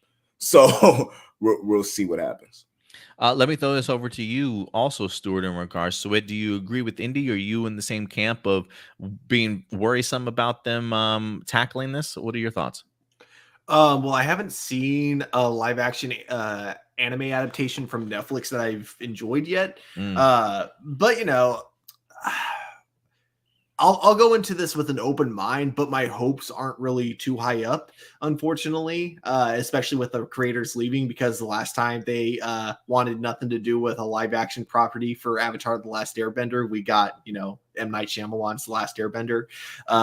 So yeah, I'm going to go into this with an open mind, but I'm definitely not going to get too hyped for it. I'm definitely not getting my hopes up. I'm kind of getting prepared for disappointment, because then at the very least, if it ends up being good, then awesome. But if not, then it's like, okay, well, I was expecting that, so it doesn't matter. Yeah, I think anytime the creator winds up leaving, it's always kind of worrisome for sure, especially like you mentioned, Stuart, the last time they did leave a live action adaptation of their own content, it did end up in the M. Night Shyamalan thing. So I wonder if Netflix was like, hey, we're just really adapting the M. Night Shyamalan thing again, but better this time. And they're like, no, that's not really what our show was about, but okay.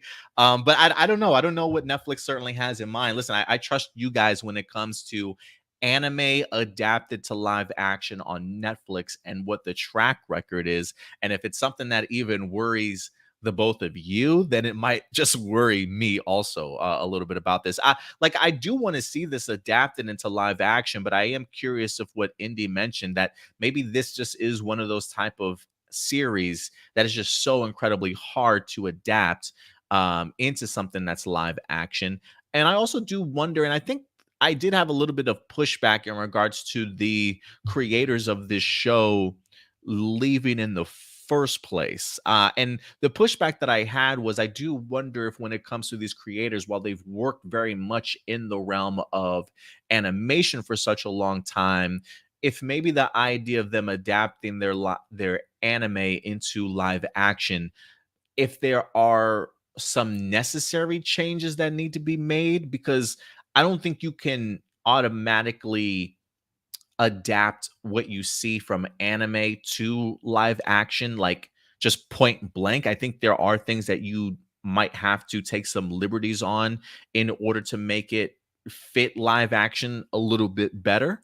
So I do wonder if maybe there's from the creators themselves, because they haven't dabbled so much in live action, if there's an understanding or they're not necessarily grasping that. Like they're so in tune with what they created and bringing it to life that if there are anything things that need to be changed in order to it to fit live action better, if that's something they're just not comprehending or they just don't want to take that risk, there's some pushback that I certainly would have towards that and hope that they are a little bit more understanding. But I can kind of see both sides of this. I can see creators being very protective of their creations and don't really want to mess around with it. But I can also see Netflix maybe wanting to take some liberties and changing some things to maybe fit the level of type of storytelling or the series. If we're getting like 10 episodes out of this, maybe it's a lot different in trying to bring that story to life than it would be, say, a Nickelodeon series. You know what I mean?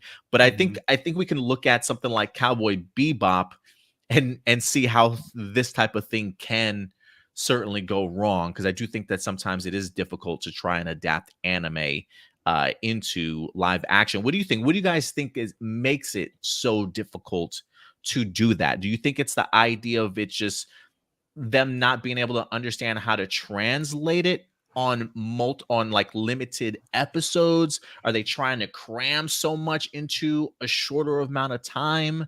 What do you guys think the reasoning for the difficulty of adapting them has been?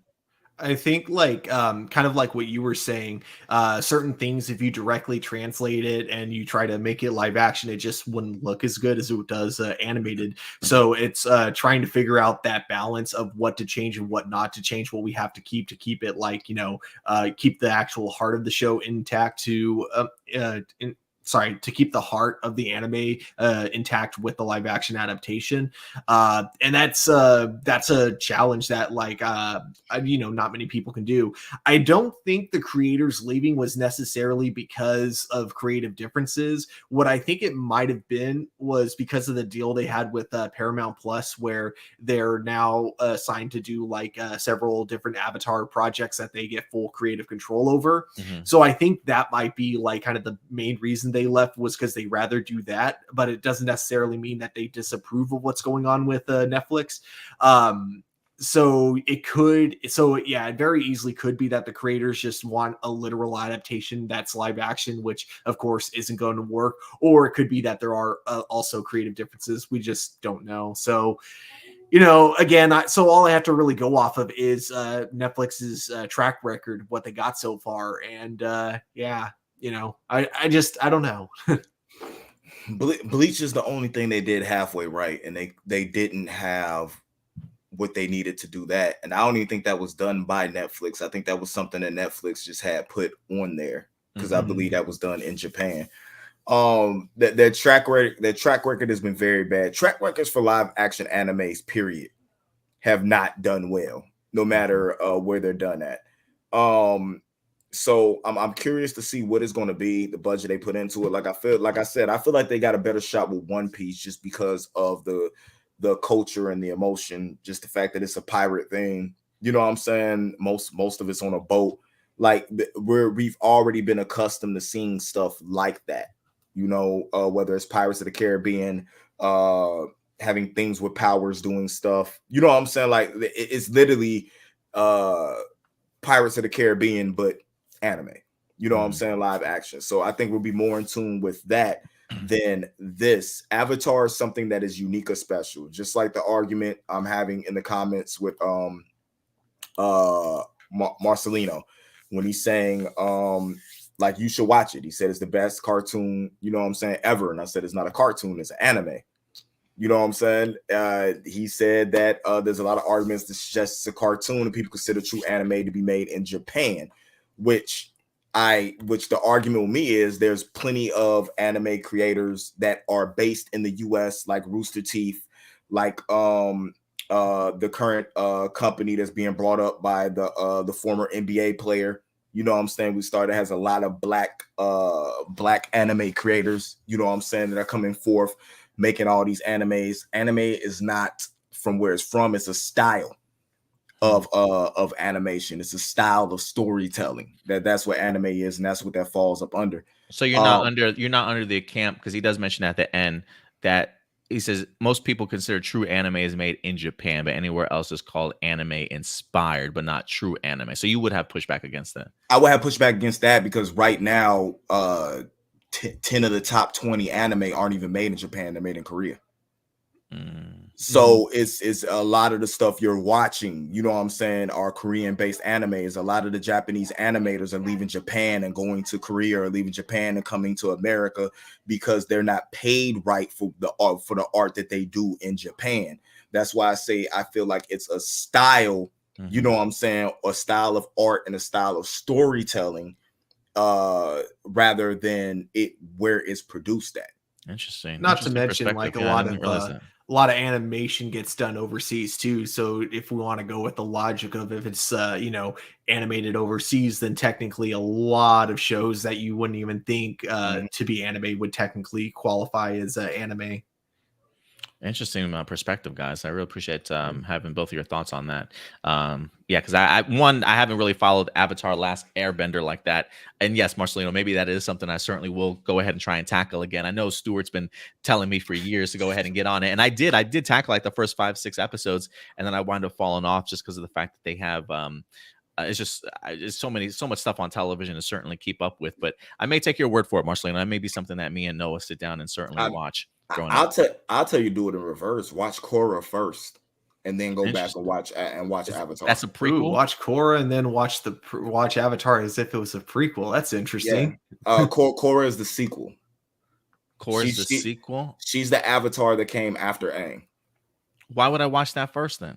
It just it's easier to digest that way because the way Korra is made is more palatable for I guess people who watch newer stuff, where Avatar might take some time to get used to because it was made. Korra felt like it was made for older audience, so it's a little easy to digest. And after you get the lore and stuff down from Korra, it makes you want to go watch Avatar to see what's, you know what I'm saying. Well, where did this come from? And it's a little easier to digest that way than trying to watch Avatar. And by the time you get to Korra, you're like, screw this. You know what I'm saying? But it's really good no matter how you watch the story. Like if you watch Korra and watch Avatar as a prequel, because that's how we get a lot of our content now. We get look at what they're doing with Game of Thrones. We get the whole story and then we get a prequel. Yeah. So it either way you watch it'd be good. It's just sometimes I found for a lot of people I told to watch, it's easy for them to digest that way. I gotcha. For me, I disagree. I definitely say start with Avatar: Last Airbender, then do Korra. But like, yeah, know that in season 1 of Avatar, that's probably the hardest to get through. Not because it's bad, but it's definitely like you can tell in the first 10 episodes, they're definitely trying to kind of, decide what type of show they really want to be. They're trying to find themselves. To me, I feel like the show really plants its, it really kind of settles once you get this great episode that shows both the backstory of Aang and Zuko kind of side by side, kind of showing like they're not really too different from each other in a lot of ways. Growing in very different lifestyles and why they're so different, like, seemingly on the surface.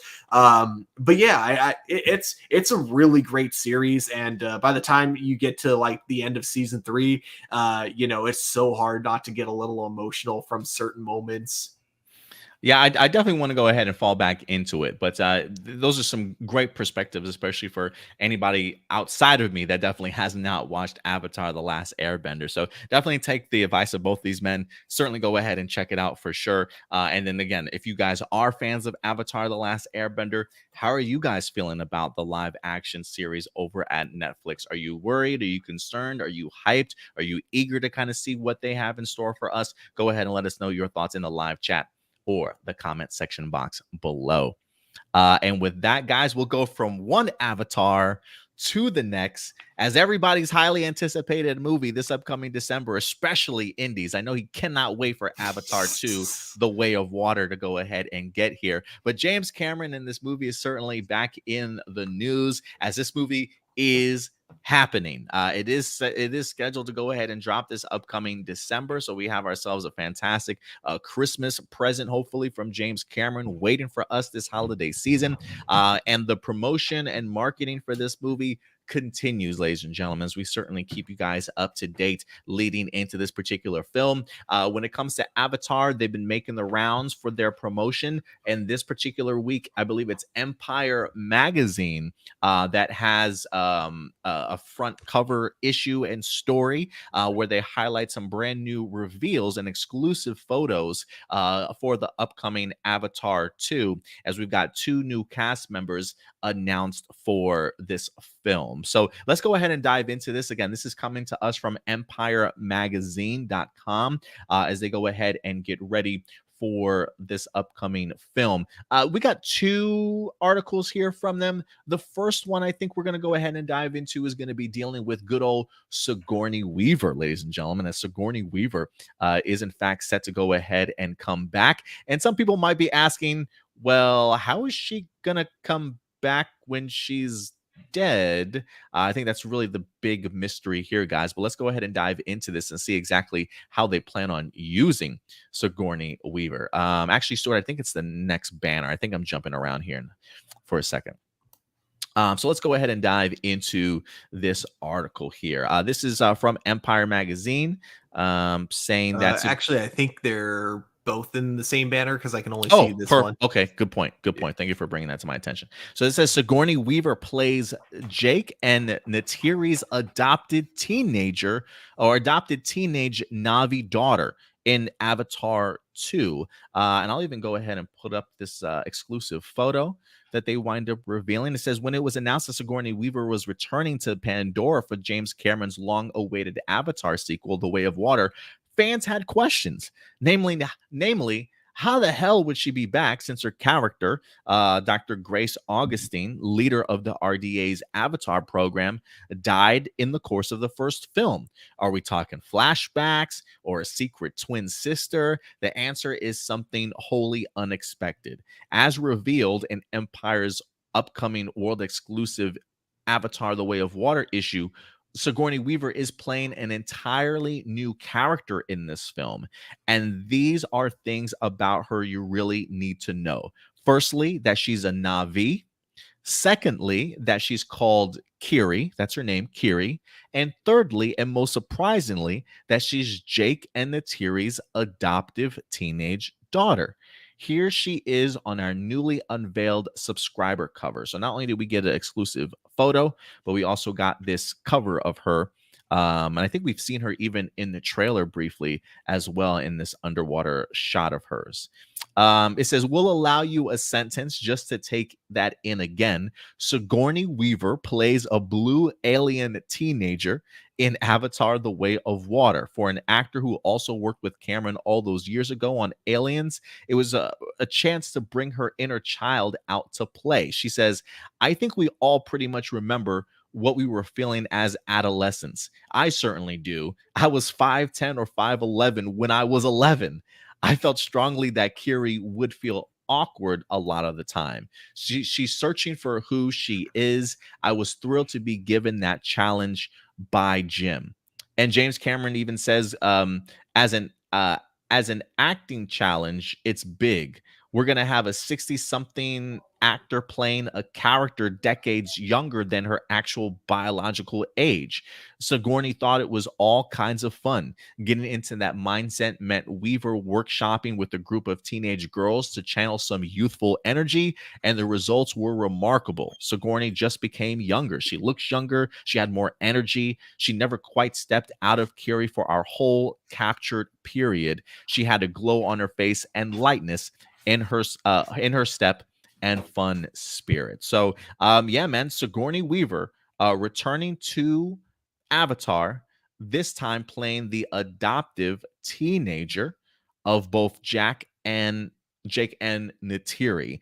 How this is all gonna play itself out, guys, even with those little hints, I truly have no idea, but I am interested to kind of see Sigourney be a part of this. What are you guys' initial thoughts here, Stuart?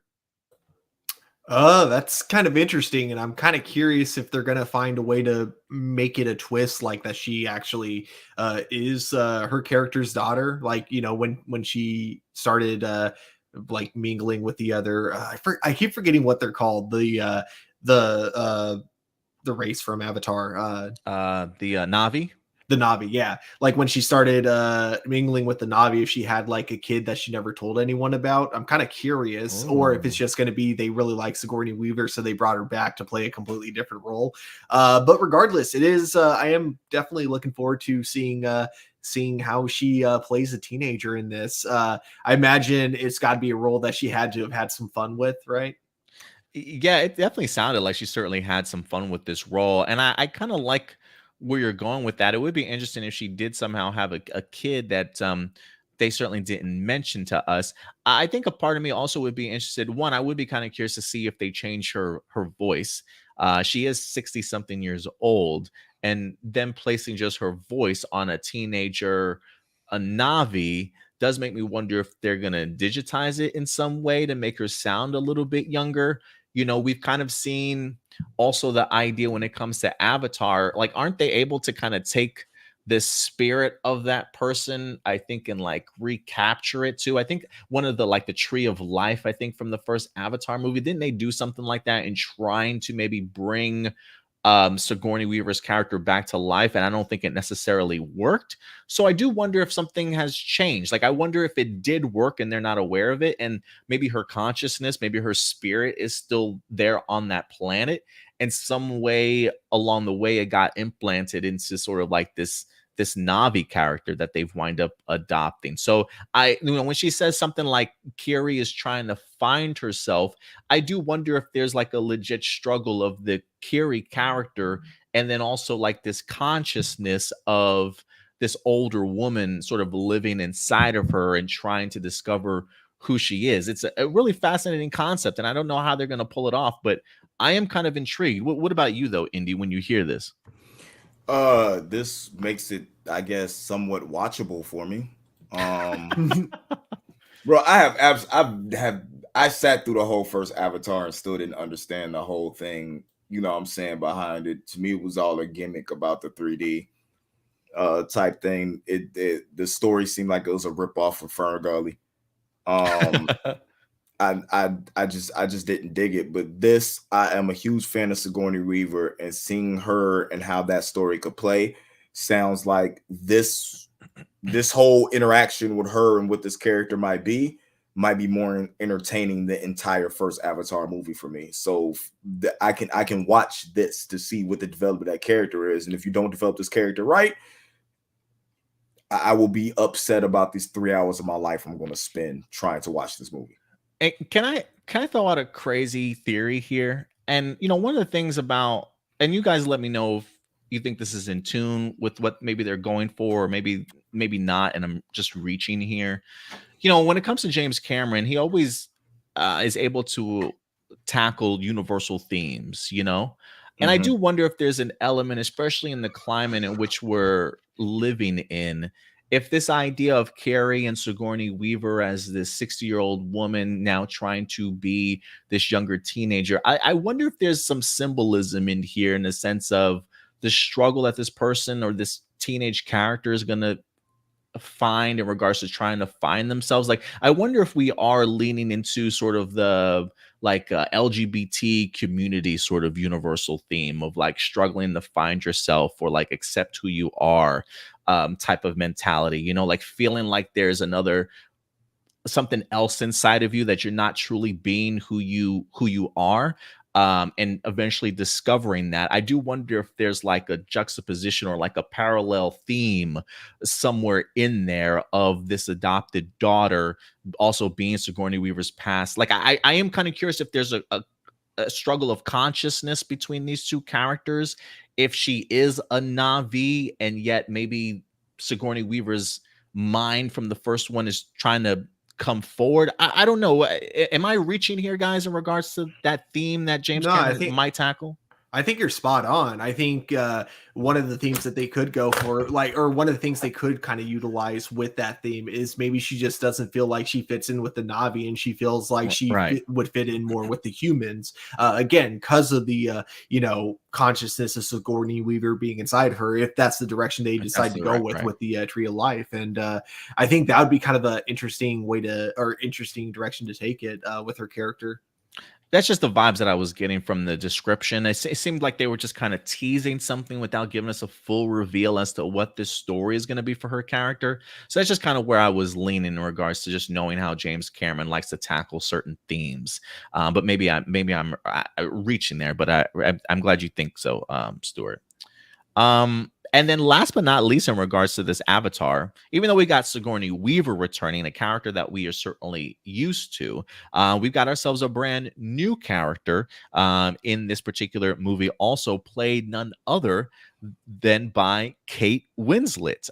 So Kate Winslet and James Cameron certainly are in fact making a reunion for themselves. I believe one of the last time that these two actors, or this actor and director, worked together was the infamous Titanic film.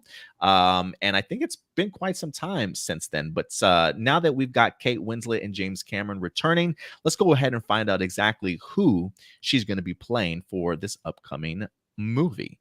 Let's go ahead and dive into this. This is Avatar 2. It says Kate Winslet's deeply loyal and fearless leader, Ronal, revealed in this particular magazine. And so they also gave us another exclusive image for you guys. I'll go ahead and post that up here. It says last time Kate Winslet teamed up with James Cameron on a little film about a very big boat, they made cinematic history. Now they're about to change the game all over again with an appropriately aquatic comeback. Winslet is working with the director once more for Avatar: The Way of the Water.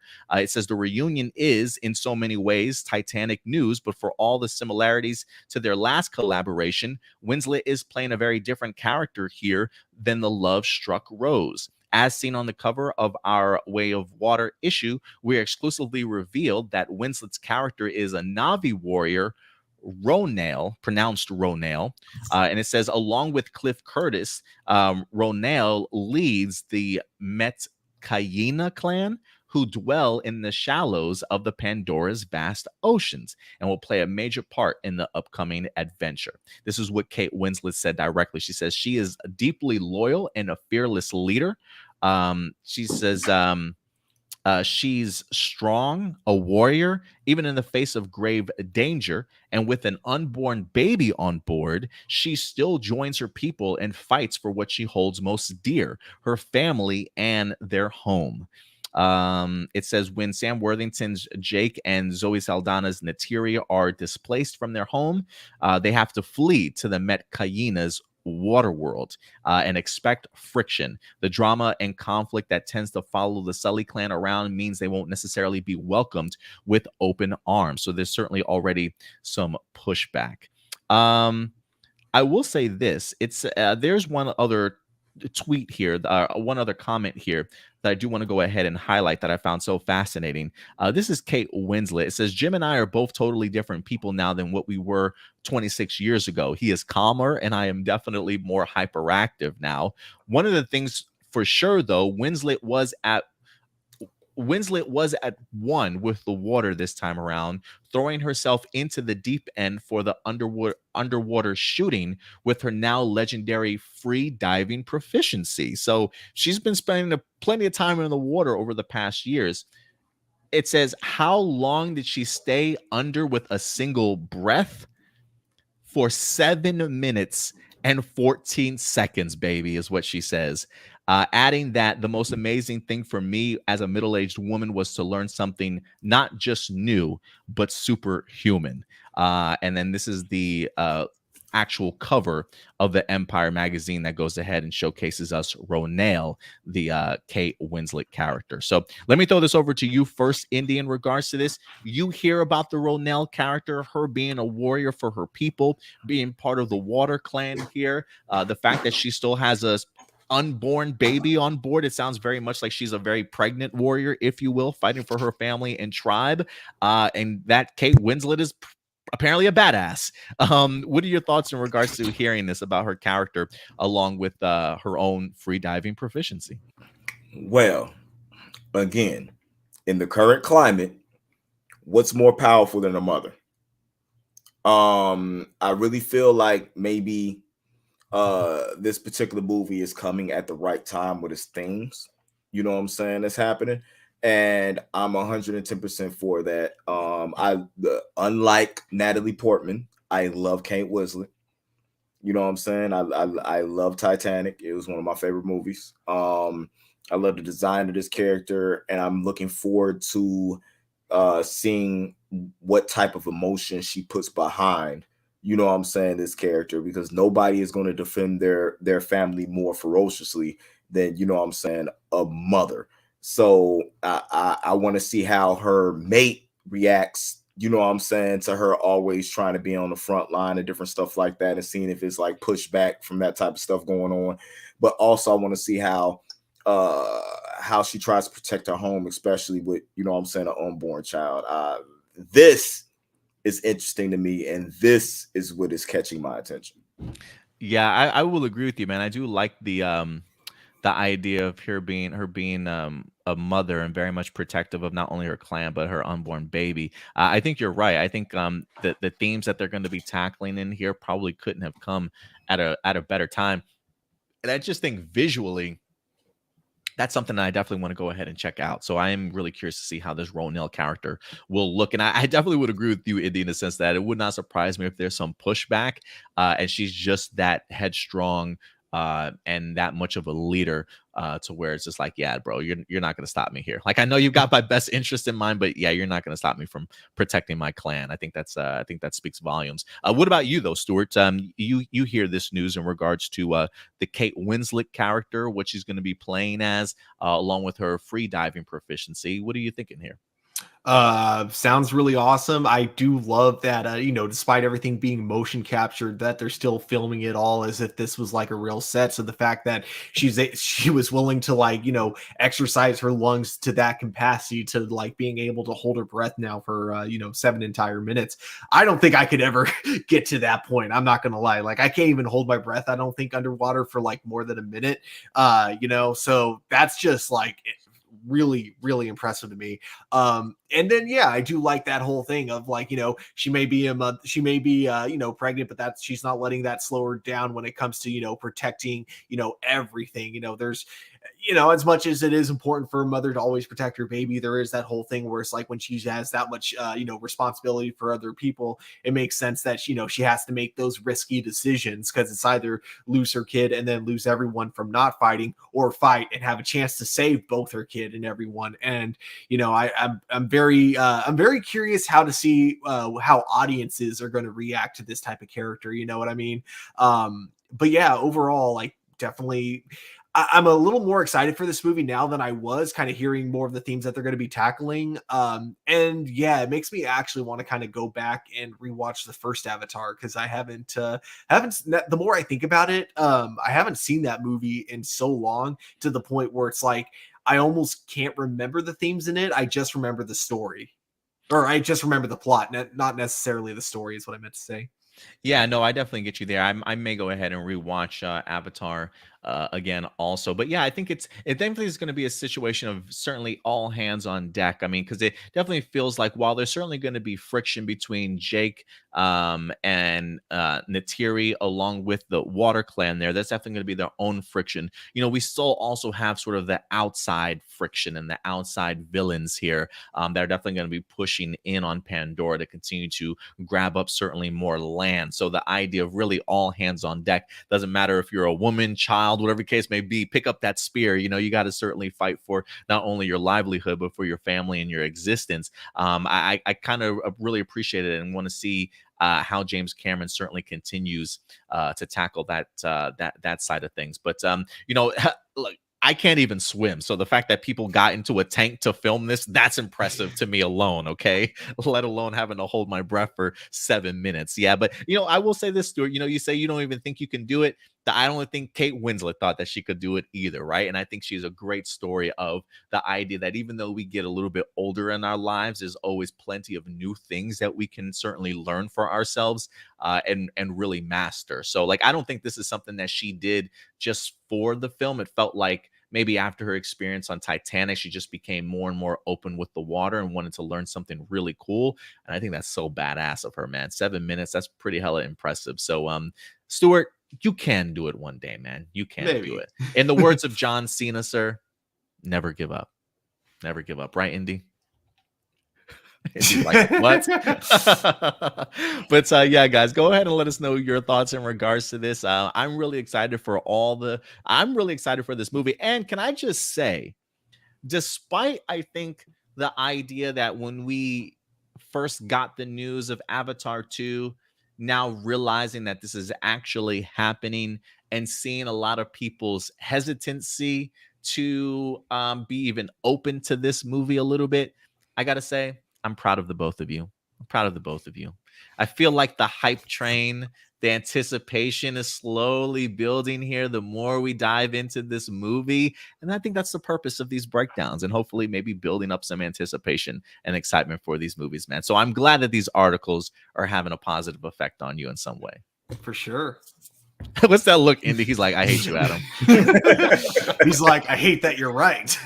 How dare you make me want to be interested in Avatar?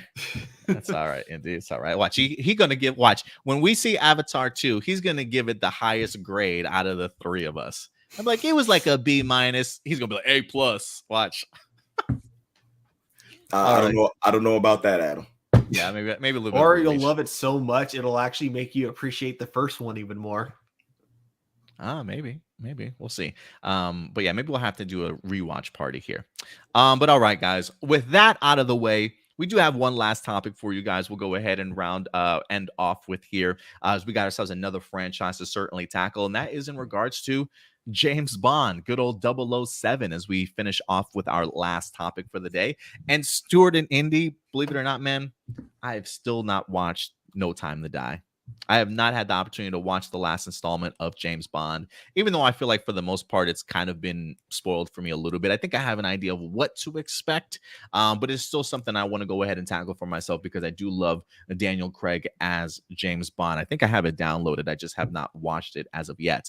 But with this officially being Daniel Craig's last film, it really is up in the air in regards to who the next James Bond is going to be, and really the new direction in which it will certainly go. And I'm sure that there are a plethora of people lined up to certainly be the next James Bond, some fan favorites that people have been asking for quite some time, and maybe they certainly will get the next opportunity. But it seems as though when it comes to the next James Bond, the next 007, there's certainly a lot to certainly continue to be planned out, not only in regards to when this movie will film, but most importantly, who will be picking up the mantle, as it certainly seems as though when it comes to 007, big changes are certainly headed this way, ladies and gentlemen. So let's go ahead and dive into this article as we round off our topics. This comes to us from good old Deadline.com, where one of the James Bond producers actually says that the next James Bond film is 2 years away from production, and that we're reinventing him, is what Barbara Broccoli has to say. This is an exclusive report. It says James Bond producer Barbara Broccoli has revealed that it will be at least 2 years before the next 007 movie begins filming, and that the task of finding an actor to replace Daniel Craig hasn't begun because it's a reinvention of Bond.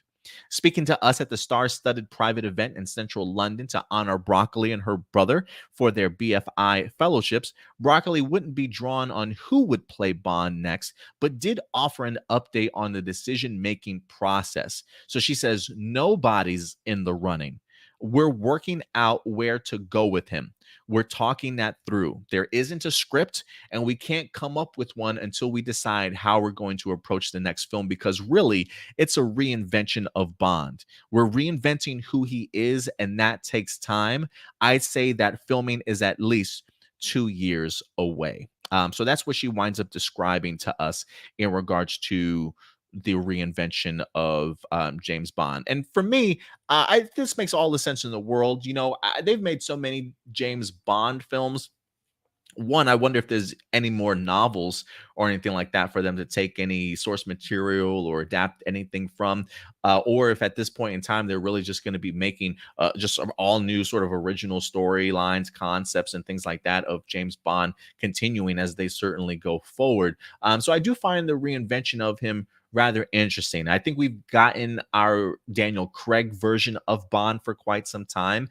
So it would certainly make sense, especially with his departure how maybe the idea of No Time to Die wind up ending, them really embracing the idea of having to maybe do something different. Not to say that I've gotten bored with the 007 movies or its formula or anything like that, but when you've had so many James Bond films, the idea of maybe doing something a little bit different to try and make it a little bit more fresher, certainly going forward, makes all the sense in the world. And I think when you've got producers like Barbara Broccoli, who I believe the Broccoli family, I think they own the rights to James Bond, if I'm not mistaken. So they are very much aware and connective to its successes and even its failures in the past. And with them really going forward with whoever their next James Bond is going to be, this is a property that they very much have to certainly plan out. So I'm very much appreciative of the idea of them not rushing to get another movie out just because the last movie was quite successful.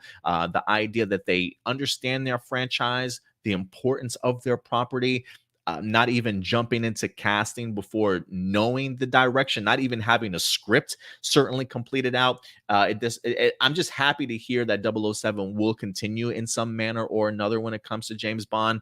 But this makes all the sense to me in the world that they're certainly going to be taking their time.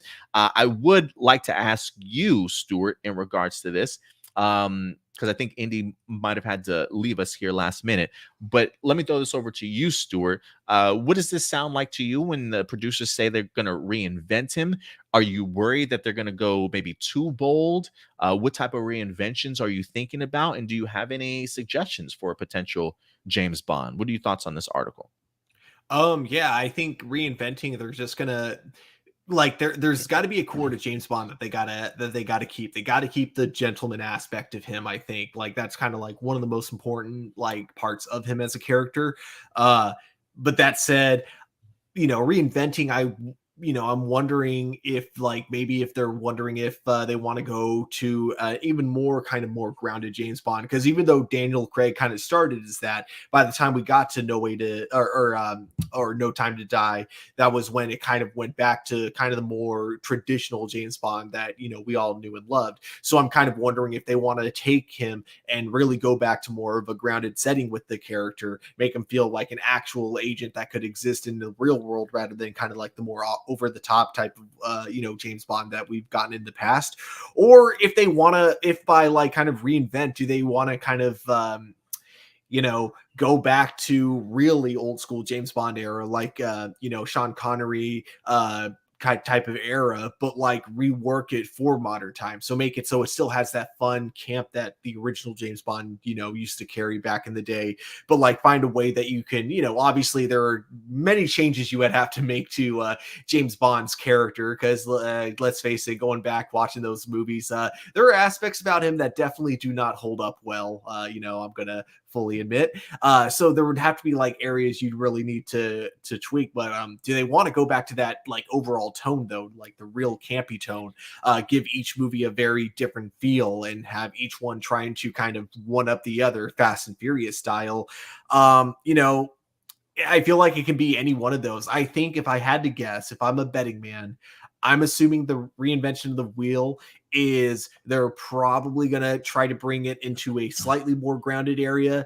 And I feel like we're going to get like, I don't want to say it's going to be like overly political or anything like that, but I do feel like we're going to have more themes that are going to kind of discuss how much power is too much power for an agent to have, how much accountability should a character like James Bond have when it comes to like collateral damage or just, a lot of his actions. I think that'll be how they reinvent the wheel thematically, but yeah. I got a top 5 list I was actually writing down also with who I think would be an interesting choice for the James Bond. Who do you got? Who are your top 5 choices? So number 5 would be Michael Fassbender. Number 4 would be James McAvoy. Going with a couple X-Men actors here. Okay. I like Michael Fassbender. I do like that choice. Number 3 would be John Boyega, and number 2 Henry Cavill, And then number one, you'll probably be able to guess because I think this is the one that the internet's been begging for a Idris? while. Idris Elba. Yep. I feel like that's the one the internet wants the most. And I feel like you could have whatever kind of James Bond you really want to have with him. Like I feel like he's he has enough of a range to where it's like he can keep the soul of James Bond, but also be able to they can take it in whatever direction they wanted to with him. I mean, that's a real reinvention. Like, hey, James Bond's black now, guys. That's a real reinvention. But yeah, man. Listen, I think Idris Elba is probably the leading factor in that. Henry Cavill, while I definitely could see him doing that, there is a level of like, I feel like I associate him so much with other franchises now. I wonder if seeing Henry as James Bond is a little bit too much of a reach for me now at this point in time. Maybe before his Superman stuff or his Man from U.N.C.L.E., even before his Witcher stuff, I would have been cool with Henry Cavill. But I think my forefront is definitely Idris still. But I really love your take on John Boyega. That's definitely somebody I never thought about before, but he's such a powerful actor. He's also from overseas as well, so I think he would fit James Bond perfectly well. I'm gonna have to interrupt you for a moment. Go for I'm 90% sure you're the one who originally mentioned that. Did I really? See, I don't even remember like a that. while Okay. ago. Like I think this was when No Time to Die was like coming out. I swear it was you that mentioned it, and that was what kind of made me go, actually, I could see that. I can actually really see that. Put him in the suit, make him a younger version of his agent. I wouldn't mind growing up with like 4 John Boyega films as Bond. I really dig that, Stuart. So thank you for reminding me of my option I forgot about, I guess. Who was your number 5 again? Oh, James McAvoy. Yeah. No, Michael Fassbender is who you Oh, had, wait, right? Michael Fassbender was number 5. Yeah, I think I think that's another good one also, man. I because I can't think of any off the top of my head, but those are the 3 I probably would take as my front runners right now in regards to that. As I do love me some Michael Fassbender for sure. So we'll see what happens here, man. Like, talking about the reinvention, having some fun with it. I was thinking to myself, like, man, what if they went the route of making him more fantastical? Like, what if they wind up having James Bond face off against villains that actually had powers or something along those lines, like freeze ability, heat rays or some shit like that. I have no idea. It would be pretty interesting to kind of see them try and keep it grounded, but then also maybe add a little bit more fantastical to it, just to kind of fall into place of like the comic book genre that we're in right now. But James Bond is such a sacred character. I think that would get so much pushback and people would really not go for that so much, I think. So I'm just having fun with it. I don't think they would really go that route though.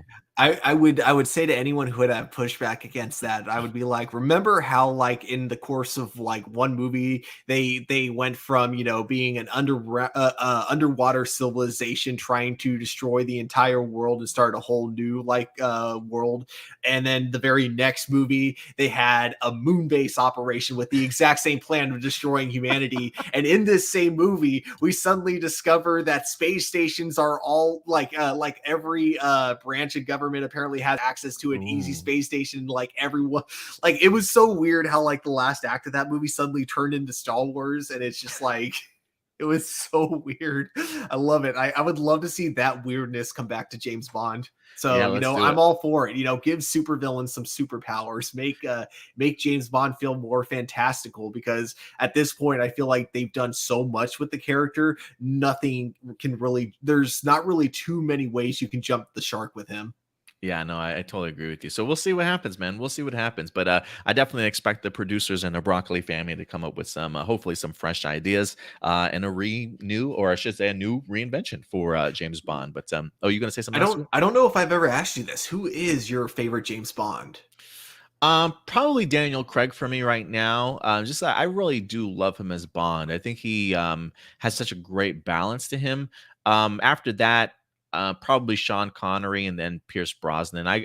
Pierce for me is the Bond that I grew up with during my time. Like I think my first James Bond movie was GoldenEye. I remember, what is it? Was it Tomorrow Never Dies? Is that the other one with Halle Berry? I can't remember, but for me, Daniel Craig, Sean Connery, and then probably Pierce, just because Pierce was my guy when I was growing up as a kid. Did you have a preference? Yeah, I think I'm the only one who's going to have this as their favorite, but I think Timothy Dalton's my Dalton? favorite James Bond, even though he only had 2 movies. I just think License to Kill is just Mhm. such a badass movie, and it's my favorite James Bond movie, and he's my favorite James Bond because of it. I think if had I not grown up on Pierce, then he might be my number 3. He's definitely my number 4 for sure. So I can definitely see where you're coming from there. But all right, guys, go ahead and let us know your thoughts. One, how have you thought of Daniel Craig as 007? What have you thought about his films and his time as part of the franchise? And with him with him now gone, how do you feel about the Broccolis talking about reinventing James Bond? Are you worried? Do you like the sound of their plan here, the no rushing and really planning this out as they tackle the next James Bond film? Go ahead and certainly let us know your thoughts in the live chat or the comment section box below. Hey, sorry, I don't think I gave my overall thoughts on them inventing the character first. I think that's a very smart way to do it, what they're doing. Reinvent him as a character first and then build the story around him. That is a great way to do it. Yeah, no, absolutely. I think they're handling this as correctly as they possibly can. So kudos to them, man. But yeah, hopefully we'll get ourselves a James Bond movie soon. Also in the live chat, let us know who your favorite Bond is, or let us know who you want to see become James Bond in the future. So Stuart, I told you before well, I'll tell you this in a second, but anyway, thank you guys for sitting through all our topics with us and certainly sharing your thoughts with all the topics that we certainly had today. But Stuart, I think you know what time it is, sir. It is time for live viewer questions. And we're going to go ahead and dive into this these emails. And Stuart, see, I told you, I tried before we even went live. I told Stuart, I'm not going to say anything. I'm not going to mention anything. Based off of the email count, when we started this show, we had literally 3 emails, Stuart. And then since we started, yeah, it's like all these emails come in with like 3 minutes of each other, man. It's like dominoes. One person sends one in, and next thing you know, everybody sends one in. So let's try and get through some of these questions as fast as we can. Good old Jessica Friedman. Do you think we'll get a season 5 of Young Justice? What are you thinking, Stuart? Yeah, because season 4 was pretty successful, and people are still talking about how they want to keep it going on Twitter. And the rumor is like for season 5 that they might be doing a Heroes in Crisis storyline, which I love it, because Heroes in Crisis was a story that I think had a very, very strong beginning and then kind of started to dwindle until it had a really bad conclusion. But usually those type of storylines are the ones that make for great adaptions, because then you know how to learn from your mistakes, take what worked about those stories and then fix the things that didn't. Is that the Wally West, the infamous Wally West story? Yeah. Okay. Yeah, the idea. I won't give too much away, but I kind of dug the concept and the idea of like superheroes having an outlet, of having a place to kind of go and get all your shit off your chest. Because being a superhero is not easy at all. But I wouldn't mind seeing them tackle that. Let's see here. Marcelino Vasquez. I'll let you guys decide whether you want to answer this question next week or if you want to save it for next week. There's a comic book series called Cyber Frog. It's about a frog with cybernetics and his brother Salamandroid fighting an alien wasp invasion. It's written by former DC writer Ethan Van Sciver. I think he used to be an artist too. If it becomes a super popular, it could be adapted into an anime series and become the next Invincible. Are you interested in reading it or watching it if it does become an animated series? I don't really know anything about it until you mentioned this to me. If it's an animated series, I don't know if that's something that would interest me right off the bat. I find it fascinating. I just don't know if it's intriguing enough for me to watch. I might need more information in regards to it, Marcelino. What about you, though, Stuart? Would you mind checking out a cybernetic frog and salamandroid fight an alien wasp invasion? Well, I'm looking at some photos from the comic books, and it looks metal AF. So, okay, right up your alley. Yeah, so I'll probably check out the first issue, and I'm sure if this ever gets like an animated adaptation, I'll definitely check that out. Well, there you go, Marcelino. He'll definitely go ahead and give it a shot. There was a question for you, Stuart, from Marcelino also. Um, this was going to be for Indy or Stuart. I already answered this a couple of weeks ago, but he would like your perspective. He says, currently in Superman Son of Kal-El comics, John Kent is fighting against climate change by protesting. A lot of people say that something like that doesn't work in the DC universe because you need to fit the story you're trying to tell in the world you're set in, meaning pollution should not exist in the DC universe, whether by superhero intervention, like, for example, Superman using his powers to fix climate change, or by using advanced technology to fix the problem. A suggestion that they think would have been better while telling a story about pollution is something like this. The story is changed to an invading alien species attacking Earth and tries to terraform Earth into something else by using greenhouse gases to convert it. In their own words, they say, there's your pollution allegory, while doing a story that makes sense. They also say that having Jonathan Kent protest instead of using his powers to solve the problem just makes superheroes look like assholes. Do you think that these people make a valid argument? To an extent, yes, but I also totally agree with why they're not using their superpowers to fix it. Because, doing that is what villains do. Even though it's for a good cause, you're still using your powers to do things that, I feel like people of Earth wouldn't be like, well, not every single person would agree with, even if it's the right thing to do. And unfortunately, sometimes being a superhero means like, not being able to, change human history, unfortunately, or else that's where the line kind of crosses between superhero and villain. And then as for using more advanced technology, here's the thing about that. Look at the real world. We have better solutions, solutions that could help climate change.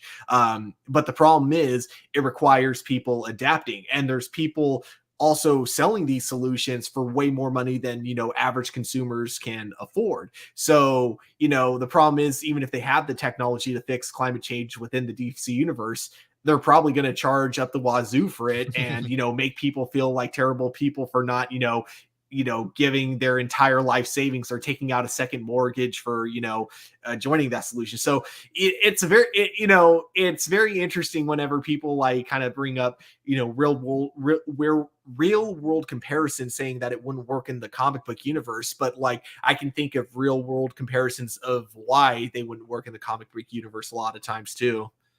Yeah, my answer to that too is almost similar to yours in the sense that one, yeah, I guess you made it more interesting in the sense that that's kind of what villains do. And I think one of the things that I've mentioned, and I feel like I've seen Superman say this, and maybe some other heroes from the DC universe, is that they're not there to fix every world problem. There is a sense of maybe overreaching, in the sense of just doing what you can whenever you want to, you know what I mean? And while I know it's certainly for a good cause, I do think that there are people in the world that certainly would push back against the idea of these superheroes, or whatever the case may be, using their power to kind of, because if you could fix pollution, I almost think that means that these superheroes would also use their power for other things, right? Mm-hmm. And maybe it would be a little bit too much of an overreach.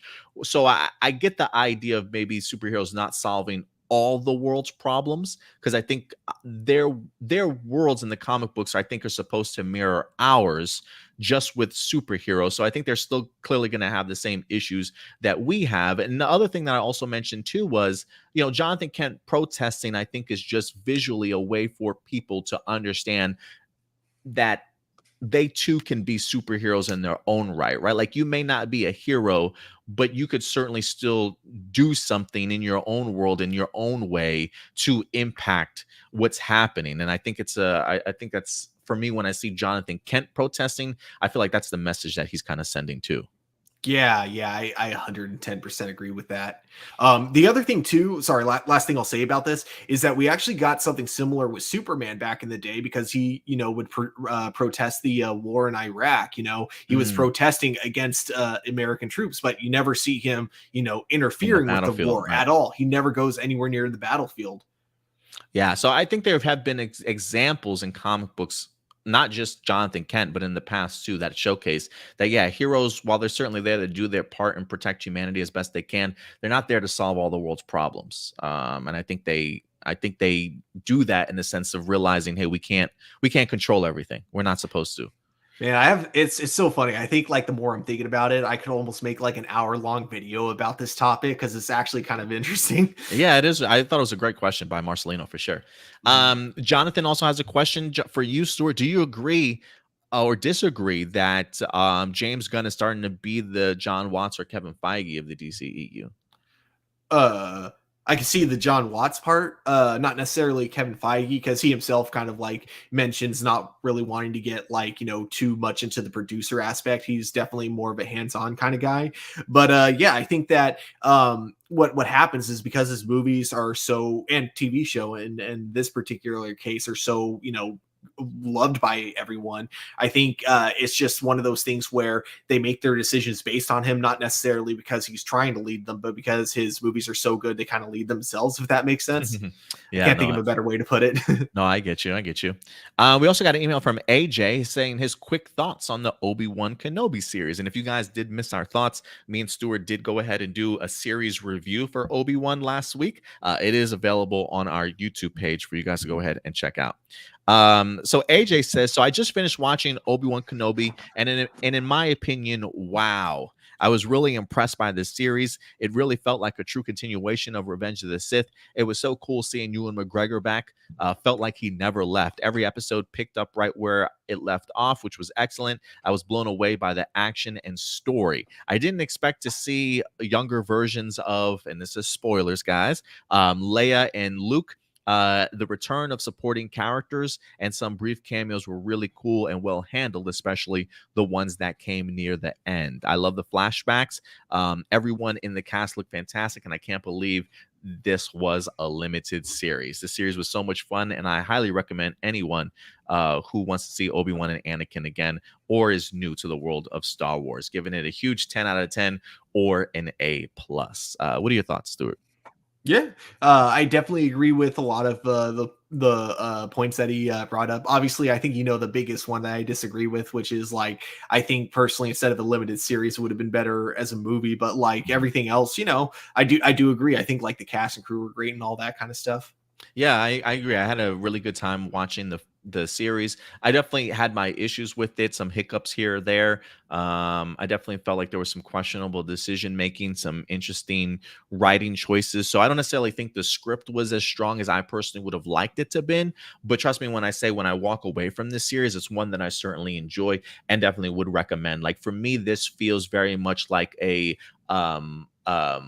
very formidable continuation and addition to the Star Wars continuity. Like if this is the series that we're supposed to be getting and a story that's supposed to be told between Revenge of the Sith and A New Hope, I really walked away satisfied and happy with this entry, despite me thinking that it certainly could have been a little bit better. And agreeing with you, I do think that this could have been a movie. Do you remember what you graded it, Stuart? B-, I believe. Okay, yeah, I think I was in the B- realm with you a little bit, or maybe even like a B. So I'm right there with you, man. But definitely enjoyable series, and would certainly recommend it. Doomsday says, "What do you think about the fact that Thor is the first Avenger to get 4 solo movies?" What do you think, Stuart? Yeah, I mean, if anyone was going to do it, it's going to be Thor. He's the kind of character you could tell like a million stories with, Yeah, especially with all the different realms and just some of the stories that I've seen tackled by for Thor, even from one of the biggest writers recently, and Jason Aaron.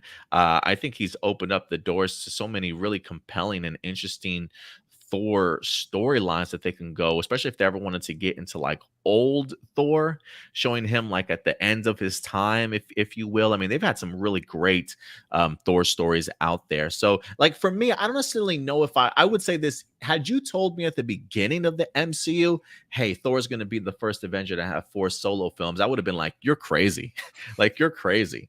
But seeing how they managed to rebound after Dark World and really inject some life, this does not surprise me whatsoever. So I'm pumped for it. I'm really happy for him, and also happy for Anthony Mackie that will give us our 4th Captain America film.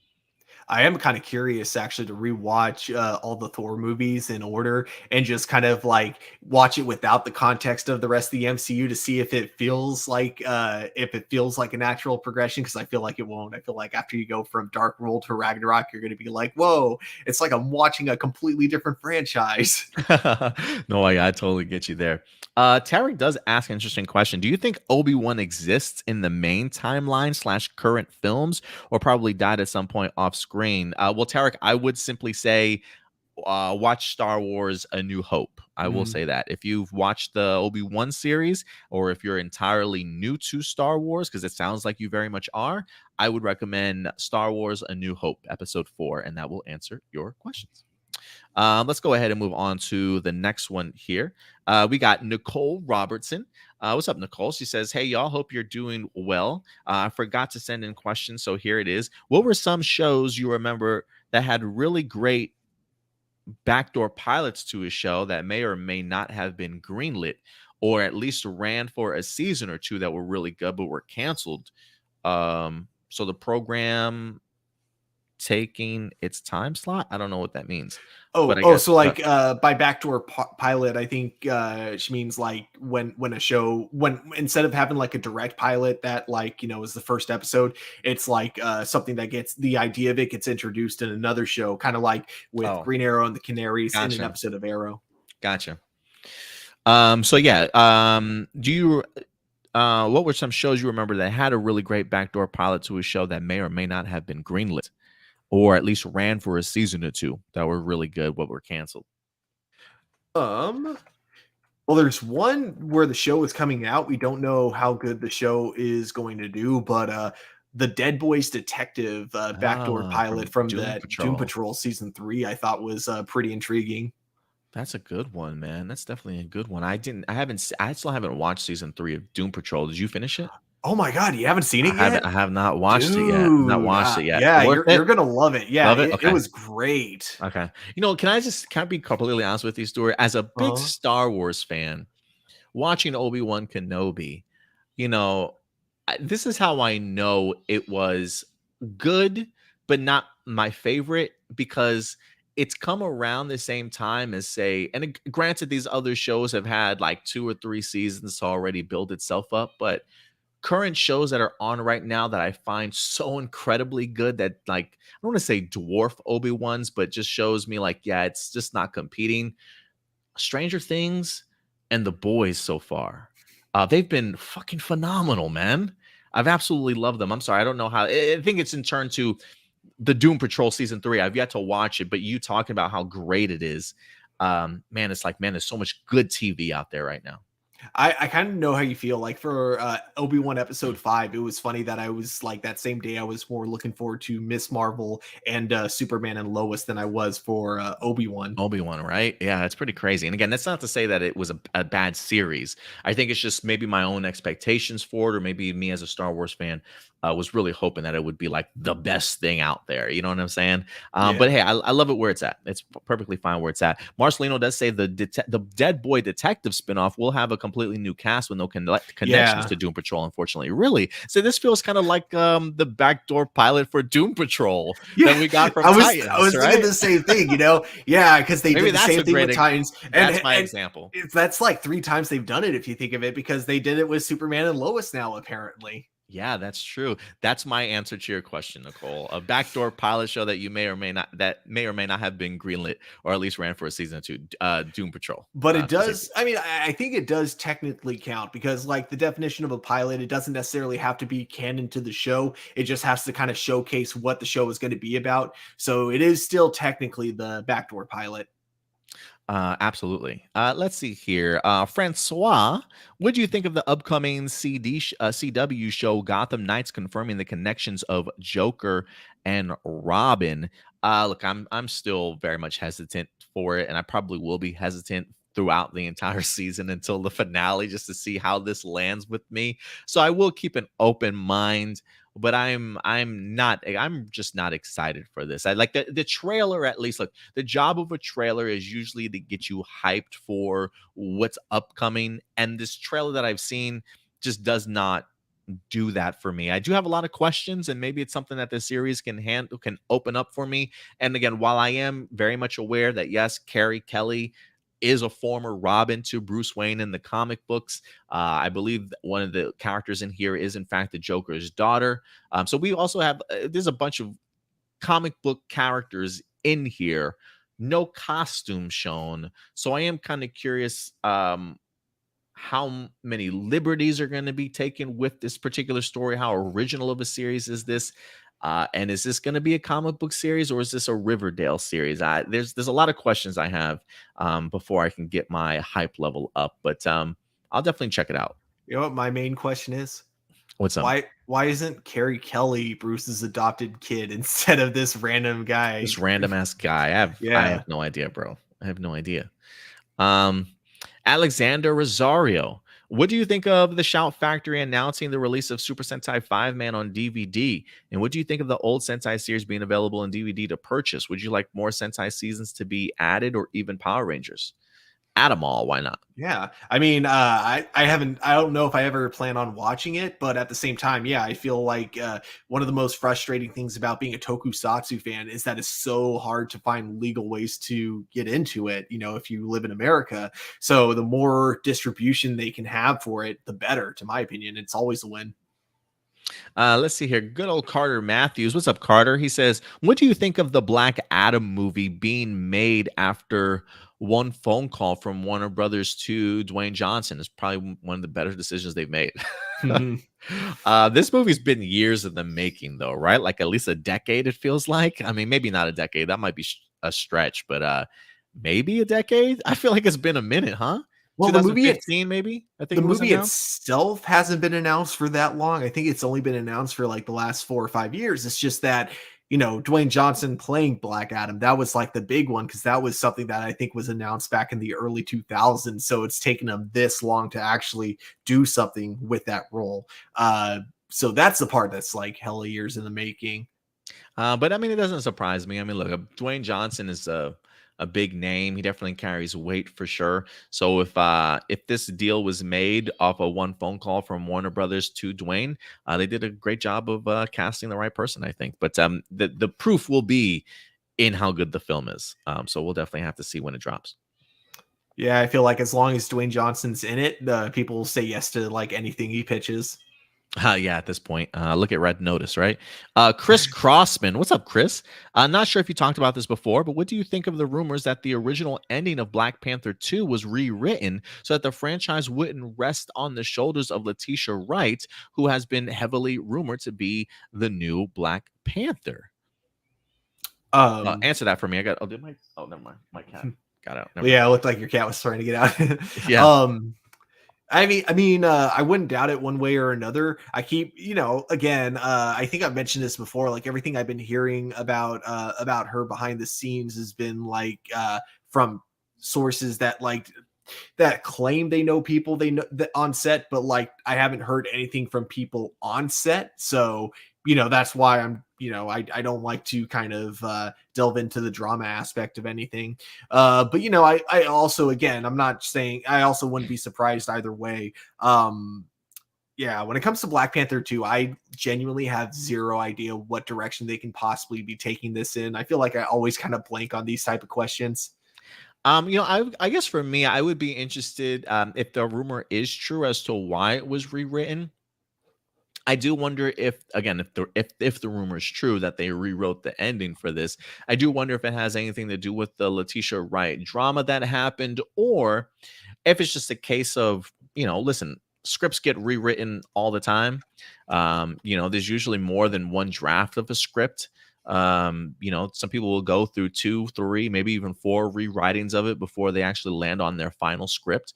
And so I think when you've got something like how to handle Black Panther 2, the T'Challa stuff, the Chadwick Boseman stuff, who gets the mantle, you know, I think that's a lot to have to sift through, you know, and maybe the original plan was, hey, you know what, Letitia Wright will be picking up the mantle But I am also curious if it's the idea of like, hey, maybe the Black Panther mantle shouldn't necessarily belong to just one person going forward. Maybe it's something that we see in Black Panther 2. Letitia's character tries it out, but realizes it's not for her and thinks that somebody else should certainly be the new Black Panther, or maybe somebody else steps up at the end of it, right? So I don't necessarily, just because it says the rumor says it's rewritten, I don't necessarily know if I would go so far as say it's just because of the Letitia Wright stuff, or if it's a combination of maybe they just found a better ending that made sense for what to do with the overall Black Panther mantle more than anything kind of going forward. But I could be wrong in regards to that. But I'm with you, Stuart. Like whatever they decide to do in this movie, I'm gonna accept until I watch the film for sure. Because again, I would not want to be in Marvel's shoes, Kevin Feige or Ryan Coogler, to have to try and figure this out. So whatever route that they think is the best, I hope it's something that they talked about and confirmed with the family of Chadwick Boseman too, in regards to what the best route is to certainly take. So I'm just going to be open-minded in regards to how they tackle it. Yeah. One thing's going to be for sure. They're definitely not making any decision lightly. Oh yeah, absolutely not. Absolutely not. Jackson Peterson, what do you guys think of Stranger Things season 4 so far? And what did you think of this series when it was first announced? So I have not finished season 4 yet. I don't know if you have or not, Stuart. I know the last 2 parts just dropped on Friday, and I think they're both movie length episodes. I have not watched them yet, but I have loved Stranger Things season 4 so far. It has felt like one of the best out of the series, and I thought that about season 3. So I've been hella impressed with how they've continued to build the momentum, and I'm gonna be sad to see it go. What about you, Stuart? Yeah, I've been really liking season 4 for the most part. I think my biggest issue with it is just how long each individual episode is. It makes it kind of it makes me not want to binge it, because now I had to do like each episode like 1 a day or something, maybe 2 a day if I had enough time. But other than that, yeah, I've been story wise, I think it's one of the best that we've gotten. I think now that the characters are getting older, their stories are a lot more relatable, I think. And yeah, I think my only complaint though, story wise, is definitely I won't spoil anything, but I'll say this: the Russian storyline I didn't like by the end of it, because I kept hoping it was gonna, mean something, and really it just it felt like it was all there because they had to answer that cliffhanger from the previous season, and it really didn't add anything. So that's my complaint. Really. Okay. Yeah, I'll definitely have to see how the season hits for me. But as far as like when it was first announced, I remember I was anticipating it. I think because it felt new. It felt unique. The idea of us getting sort of these coming of age stories. I mean, it definitely felt like a Steven Spielberg meets John Hughes sort of thing. Them really diving into the 80s vibe. I mean, I remember even seeing the trailer, the title theme and opening, and it just kind of gave me chills. I just remember really anticipating it. And I remember we just rewatched Stranger Things again, and just rewatching season 1. I'm like, man, not only do these kids look super young in this season, but it was such a compelling and great story, man. So yeah, they've earned it. They've definitely earned it. Yeah, when the series first came out, I don't think I even saw the trailer originally. I think literally Megan and I, and this was when we were only dating for I think about a year at the time. I think she just decided, hey, we should check this out on a whim, and we did, and we were instantly hooked. And I think the title sequence alone was what really hooked us. Felt very, very nostalgic in a way, but also felt very original and unique. And I love that it was all filmed with practical lights, and it wasn't actually done digitally. It looked so fantastic. Yeah, it looks pretty fantastic. I would agree with you. Abase. And this week was the 25th anniversary of Mighty Morphin Power Rangers '95 film.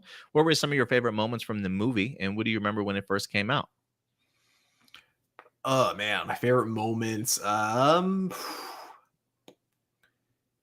I do think getting to kind of have a whole new look at the command center was like really awesome. The fact that, very different design. We got to see like a cool new angle of Zordon that we never saw before. We got to see like there actually was like a body there in that body. Yeah, like that was pretty cool. universe. It was pretty cool. And then here's the thing that I know that I think a lot of Power Rangers fans are going to get mad at me for saying. I actually really, as a kid, I really liked the kid character that they added to the movie. Because this is before Justin from Turbo and everything. So this is the first time we see like the Power Rangers working with a really young kid. And so me watching it, being about the same age as him, I'm like, I could see myself as working with the Power Rangers, and it kind of seemed really cool at the time.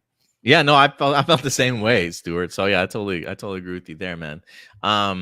Let's see here. Yeah, for me, I remember the construction site scene was always great. The first battle, getting the opportunity to see the new suits and stuff. I mean, I was blown away with that as a kid. I can't remember if it was, I think it was Tommy who did that corkscrew kick or something off like the second floor or some shit like that. I mean, they had some pretty cool moves. Like even seeing the headlights on, I think that was Aisha's bear helmet, I believe, when they're like walking through the tunnel or the parking garage or whatever the case may be, and they're looking around. I thought that was actually a really cool feature that they added. I think they even put in some new weapons in here too. Like I think I try to remember who had the grappling hook. I can't remember if that was the Red Ranger or if that was Billy the Blue Ranger. But I thought the fighting sequences were pretty good. If not the construction sequence, then definitely when they get their ninjetti powers and their ninja costumes in the forest. I thought that was actually some pretty cool shots. And of course, everybody loves the knee to the balls from the Megazord. I thought that was great.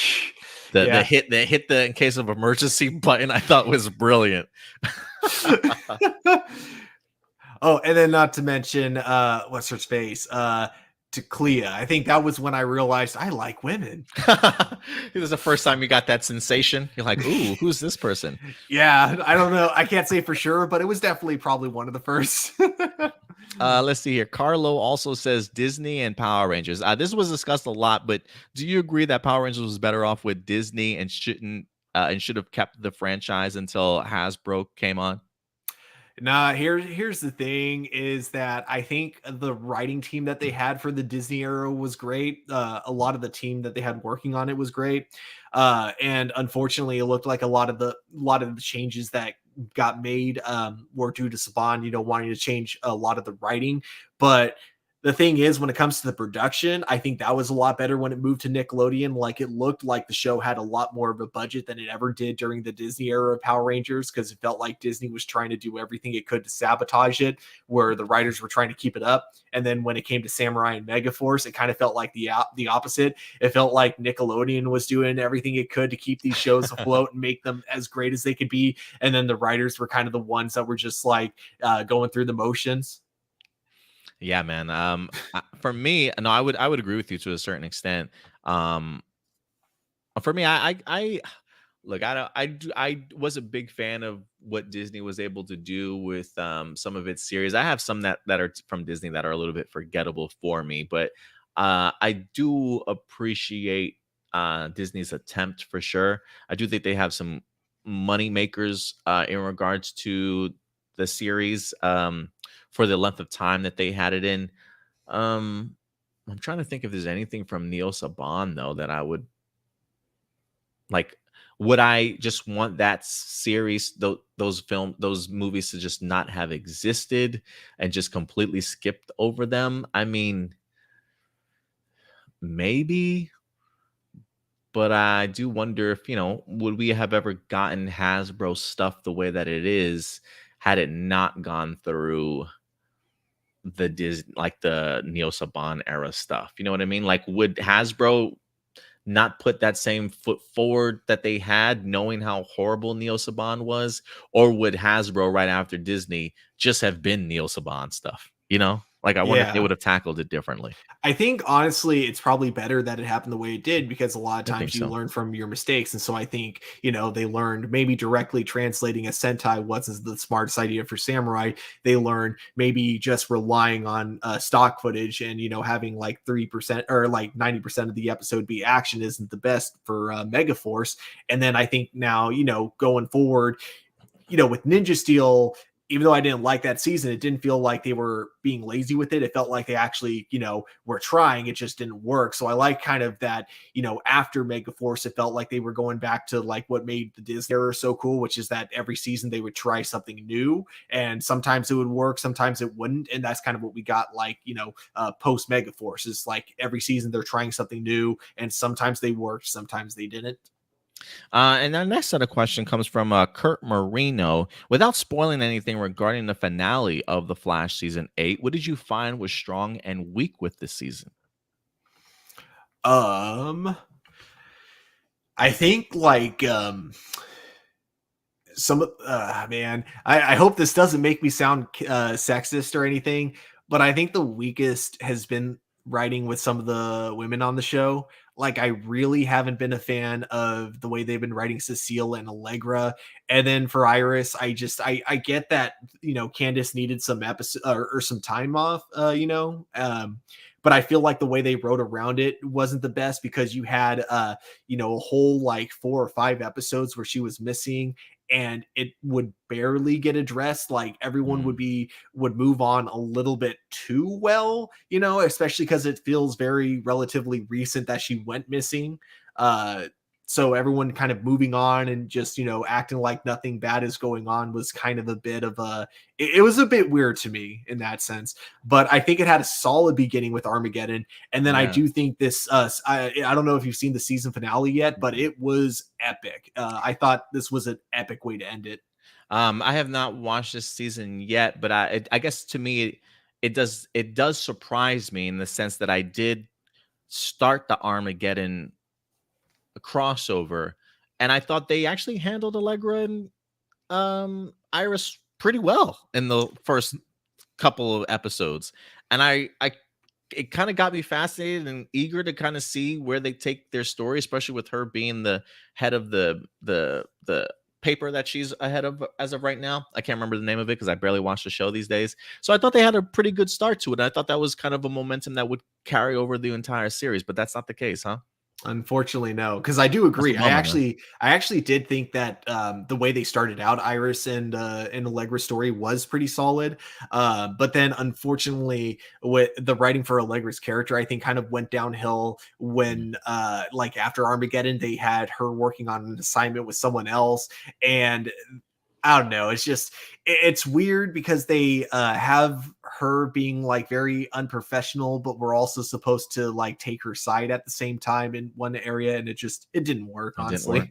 Yeah. Danny Morales has another email. If you could predict for the second half of Dino Fury season 2, what do you hope happens right when the show begins? Do you hope that maybe the show starts with a bang, like the Rangers try and help free Tarek from being Void Queen? I'm trying to remember how the season 1 ended. I mean, season 2 part 1 ended. I believe Tarek was taken under like That's Void right. Queen, and then like capricious. reformed. Yeah. So I think that that'll be probably one of the first things they do is save him. And then I am expecting eventually to get an answer for Wrathcon. Like, we're gonna figure it out.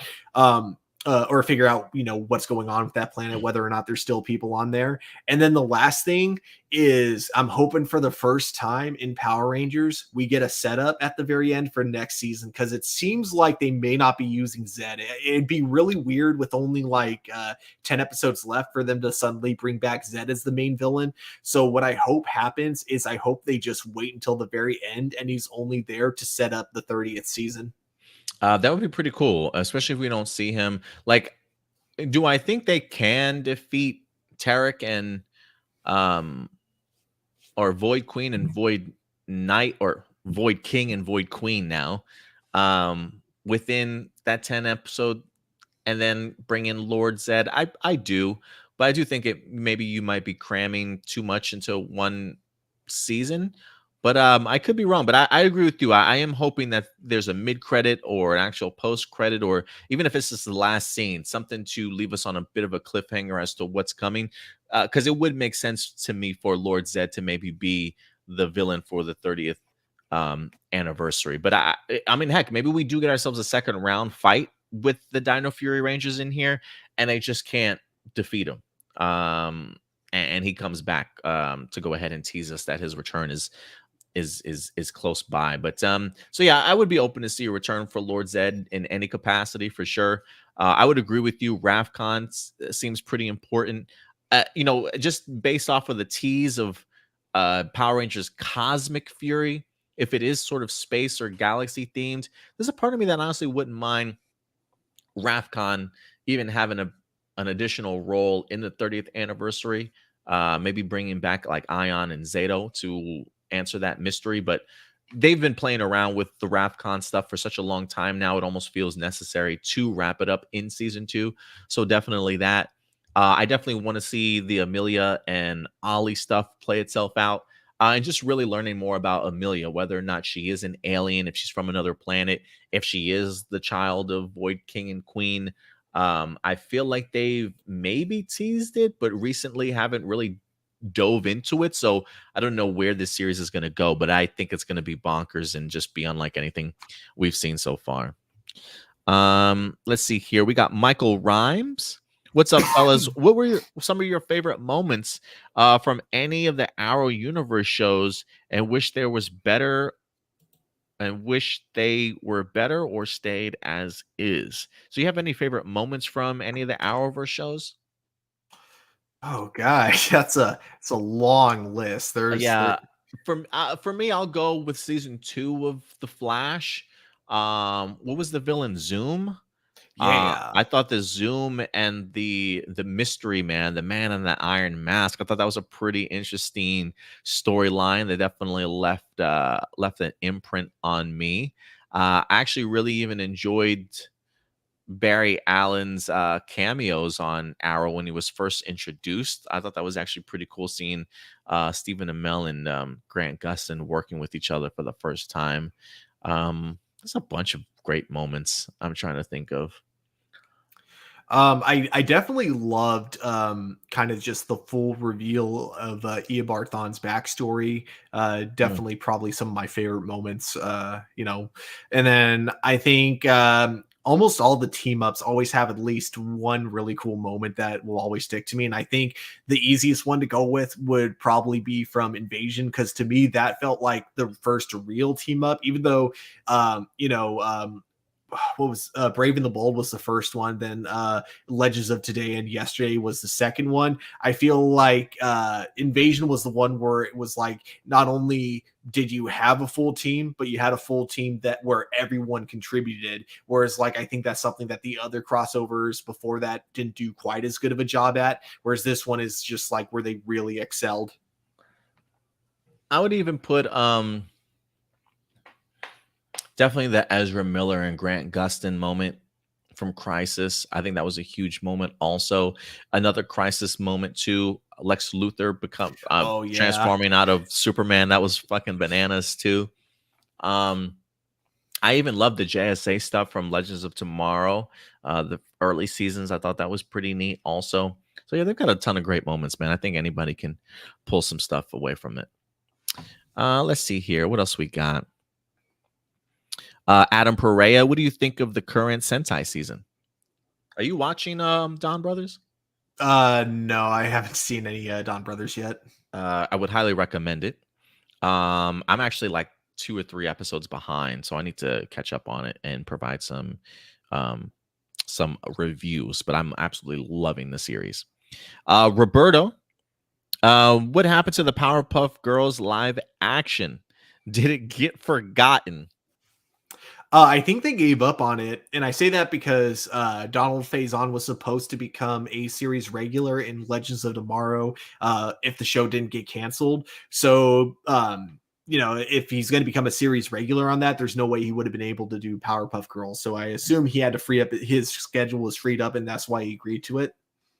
Yeah, I don't think it's happening. I haven't heard anything from it. Look, for me, I feel like it's a rare thing where a pilot doesn't work and then they're like, we're just gonna rework it. We're gonna try it again. I feel like if the pilot isn't successful, they usually leave it for dead and move on to other things. But I feel like I'm seeing these actresses and stuff, and the crew and whatever, being attached to other projects these days. So I don't know if they're really working on it. or if they plan on rescheduling it for like for next year. I think the idea of the CW maybe being purchased or picked up, because they are still trying to sell it off. I think maybe they put a hold button on that until they figure out exactly the direction that they're gonna go with this series. But I mean, look, the moment something is announced, we'll definitely go ahead and let you guys know about it. But it wouldn't surprise me if it's not happening anymore. Can you believe we could have bought in the CW for $1? What? Oh wait, did you not hear about like the CW sale? Oh yeah, Uh-uh. so it got sold for $0, but the people that bought it took the debt. So that was like kind of the deal. They took about 75. They got 75% ownership, and then they took 3/4 of the debt that they were in. So that's the catch. We'd be in debt, but we would have control over the CW. So I think it'd be kind of worth it. I don't know. Oh my goodness. we could probably think of a way to turn it into a profit, right? Well, yeah, most definitely, bro. Most definitely. Good old John Schuyler. Hey guys, if we had gotten a sequel to the 2016 Power Ranger movie, who would you fantasy cast as Tommy, either male or female? Would you even like if that Tommy had managed to have a special power coin where he could turn to both Green and White Ranger? So look, oh man, I don't know, Stuart. Do you have one? Do you have a fantasy cast for Tommy, male or female? Man, I gotta go with the kind of obvious one from Cobra Kai. Johnny's Tyler, I think it's Tyler Buchanan is his name. Yeah. Okay. You're talking that he plays Johnny's son, right? Yeah, Johnny's son from Cobra Kai. I think like just he's kind of what I would imagine a modern Tommy Oliver like being like, honestly. So he'd be my choice personally. I can see that. I think that would probably be majority of people's choice. For me, when I did my fantasy casting, granted, it wasn't necessarily the sequel for the 2015 Power Ranger movie. It was more or less just whatever the reboot was certainly going to be from Jonathan Entwistle. But for my Sixth Ranger, for the Green Ranger, I did pick Sadie West from Stranger Things, the redhead. Oh yeah, Max's sister. Excuse me, Max, the sister for the guy that passed away in season 3, played by Dacre Montgomery from Power Rangers. I love Sadie West. I think she's Sadie Sink. Excuse me. I don't know why I called her Sadie West. Sadie Sink. I think she's a phenomenal actress, man. I think season 4 of Stranger Things has really put that on showcase with her having a much bigger role.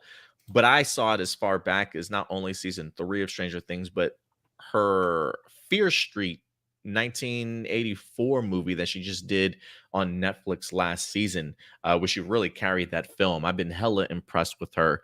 And I think the idea of her redhead, green-eyed, Green Ranger, female, would be fantastic. So if I had to choose, Sadie Sink for me would be my choice. Tanner Buchanan, I think, is who you were talking about. Thinking or seeing her in this recent season of Stranger Things, I actually thought of another role that I think she would actually nail like perfectly. I mean, they already got someone else playing her, so it's not going to happen. But Ellie from The Last of Us, like I don't know what it was, but there was something about one specific shot that we saw of her, like right before. I can't say it because it's in the season finale, but before something big happens, we get like a shot with her, like basically, looking, I don't know what the best way to describe it is, basically taking one last moment of calm before the storm. And something about like her look in that shot just made me think, oh my God, she would be a perfect Ellie. Yeah, I mean, she certainly might. I think opportunities will definitely open up for her, especially after this season. Adrian Perez, what's up, Adrian? He says, not sure if someone already asked this, but do you still love that Devin became commander of Grid Battle Force during the 1 year later sequence for Beast Morphers? Yeah, I thought it actually made a lot of sense for his character. Yeah, I think so too. I think it's pretty fitting for him.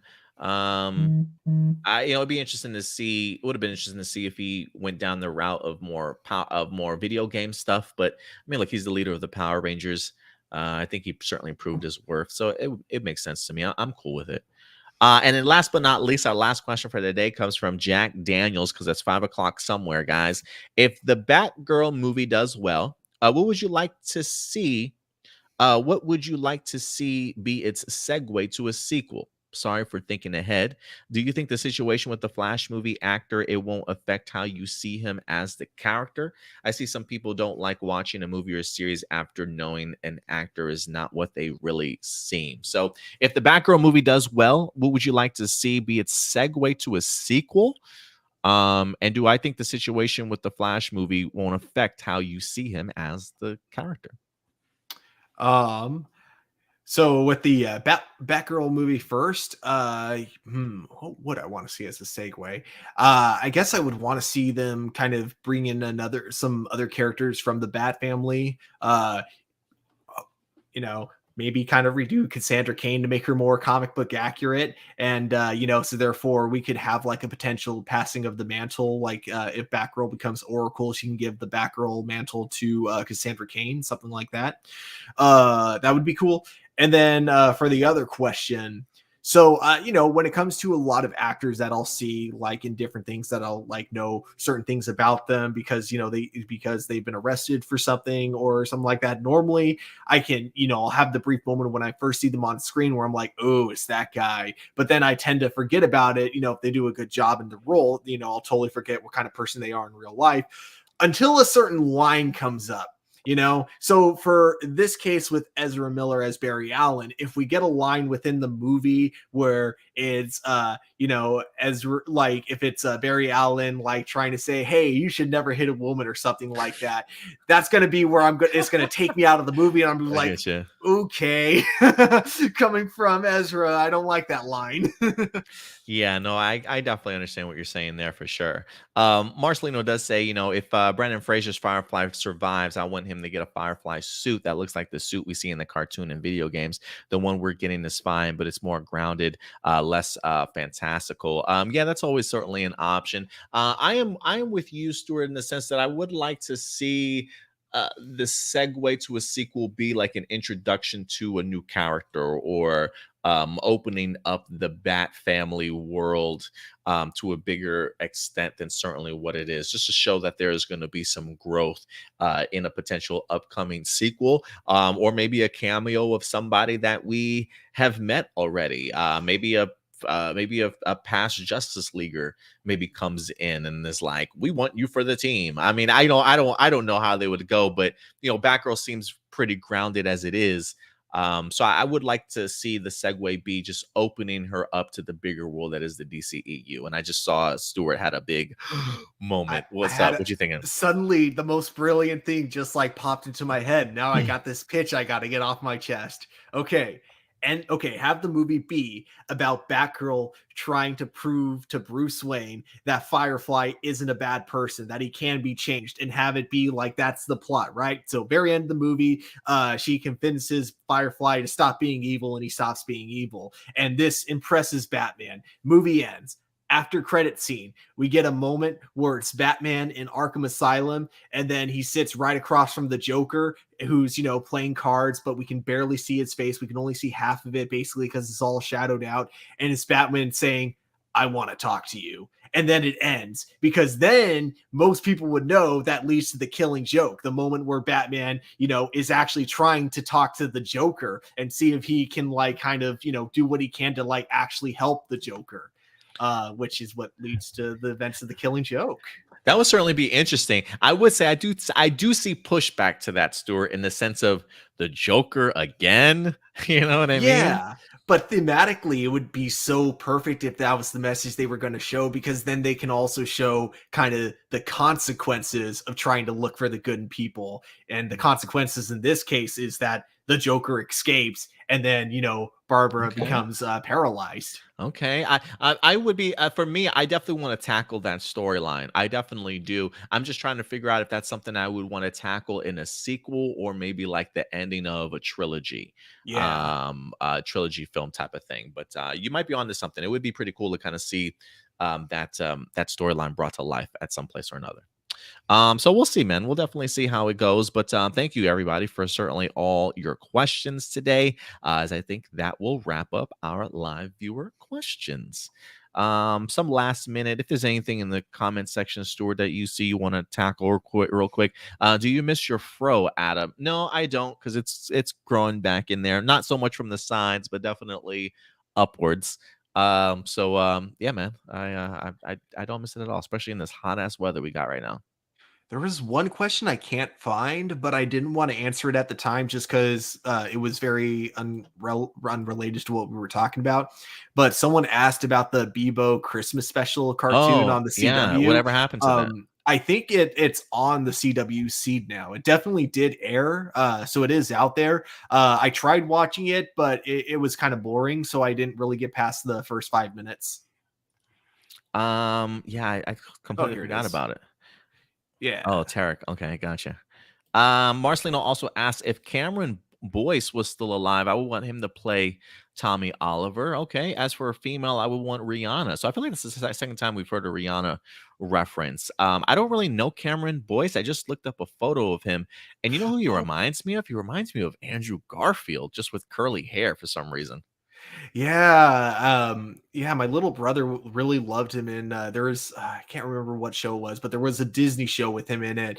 And yeah, he was devastated to find out when he passed away because he died at like such a young age. Oh, that's terrible, man. That's terrible. Yeah, he just, God, what was he, 20? Maybe even younger. Yeah, it might be younger than that. Looks like born May 28th of 1999, died July 6th, 2019. So yeah, he might just under. So yeah. So like 19 years old. Jesus.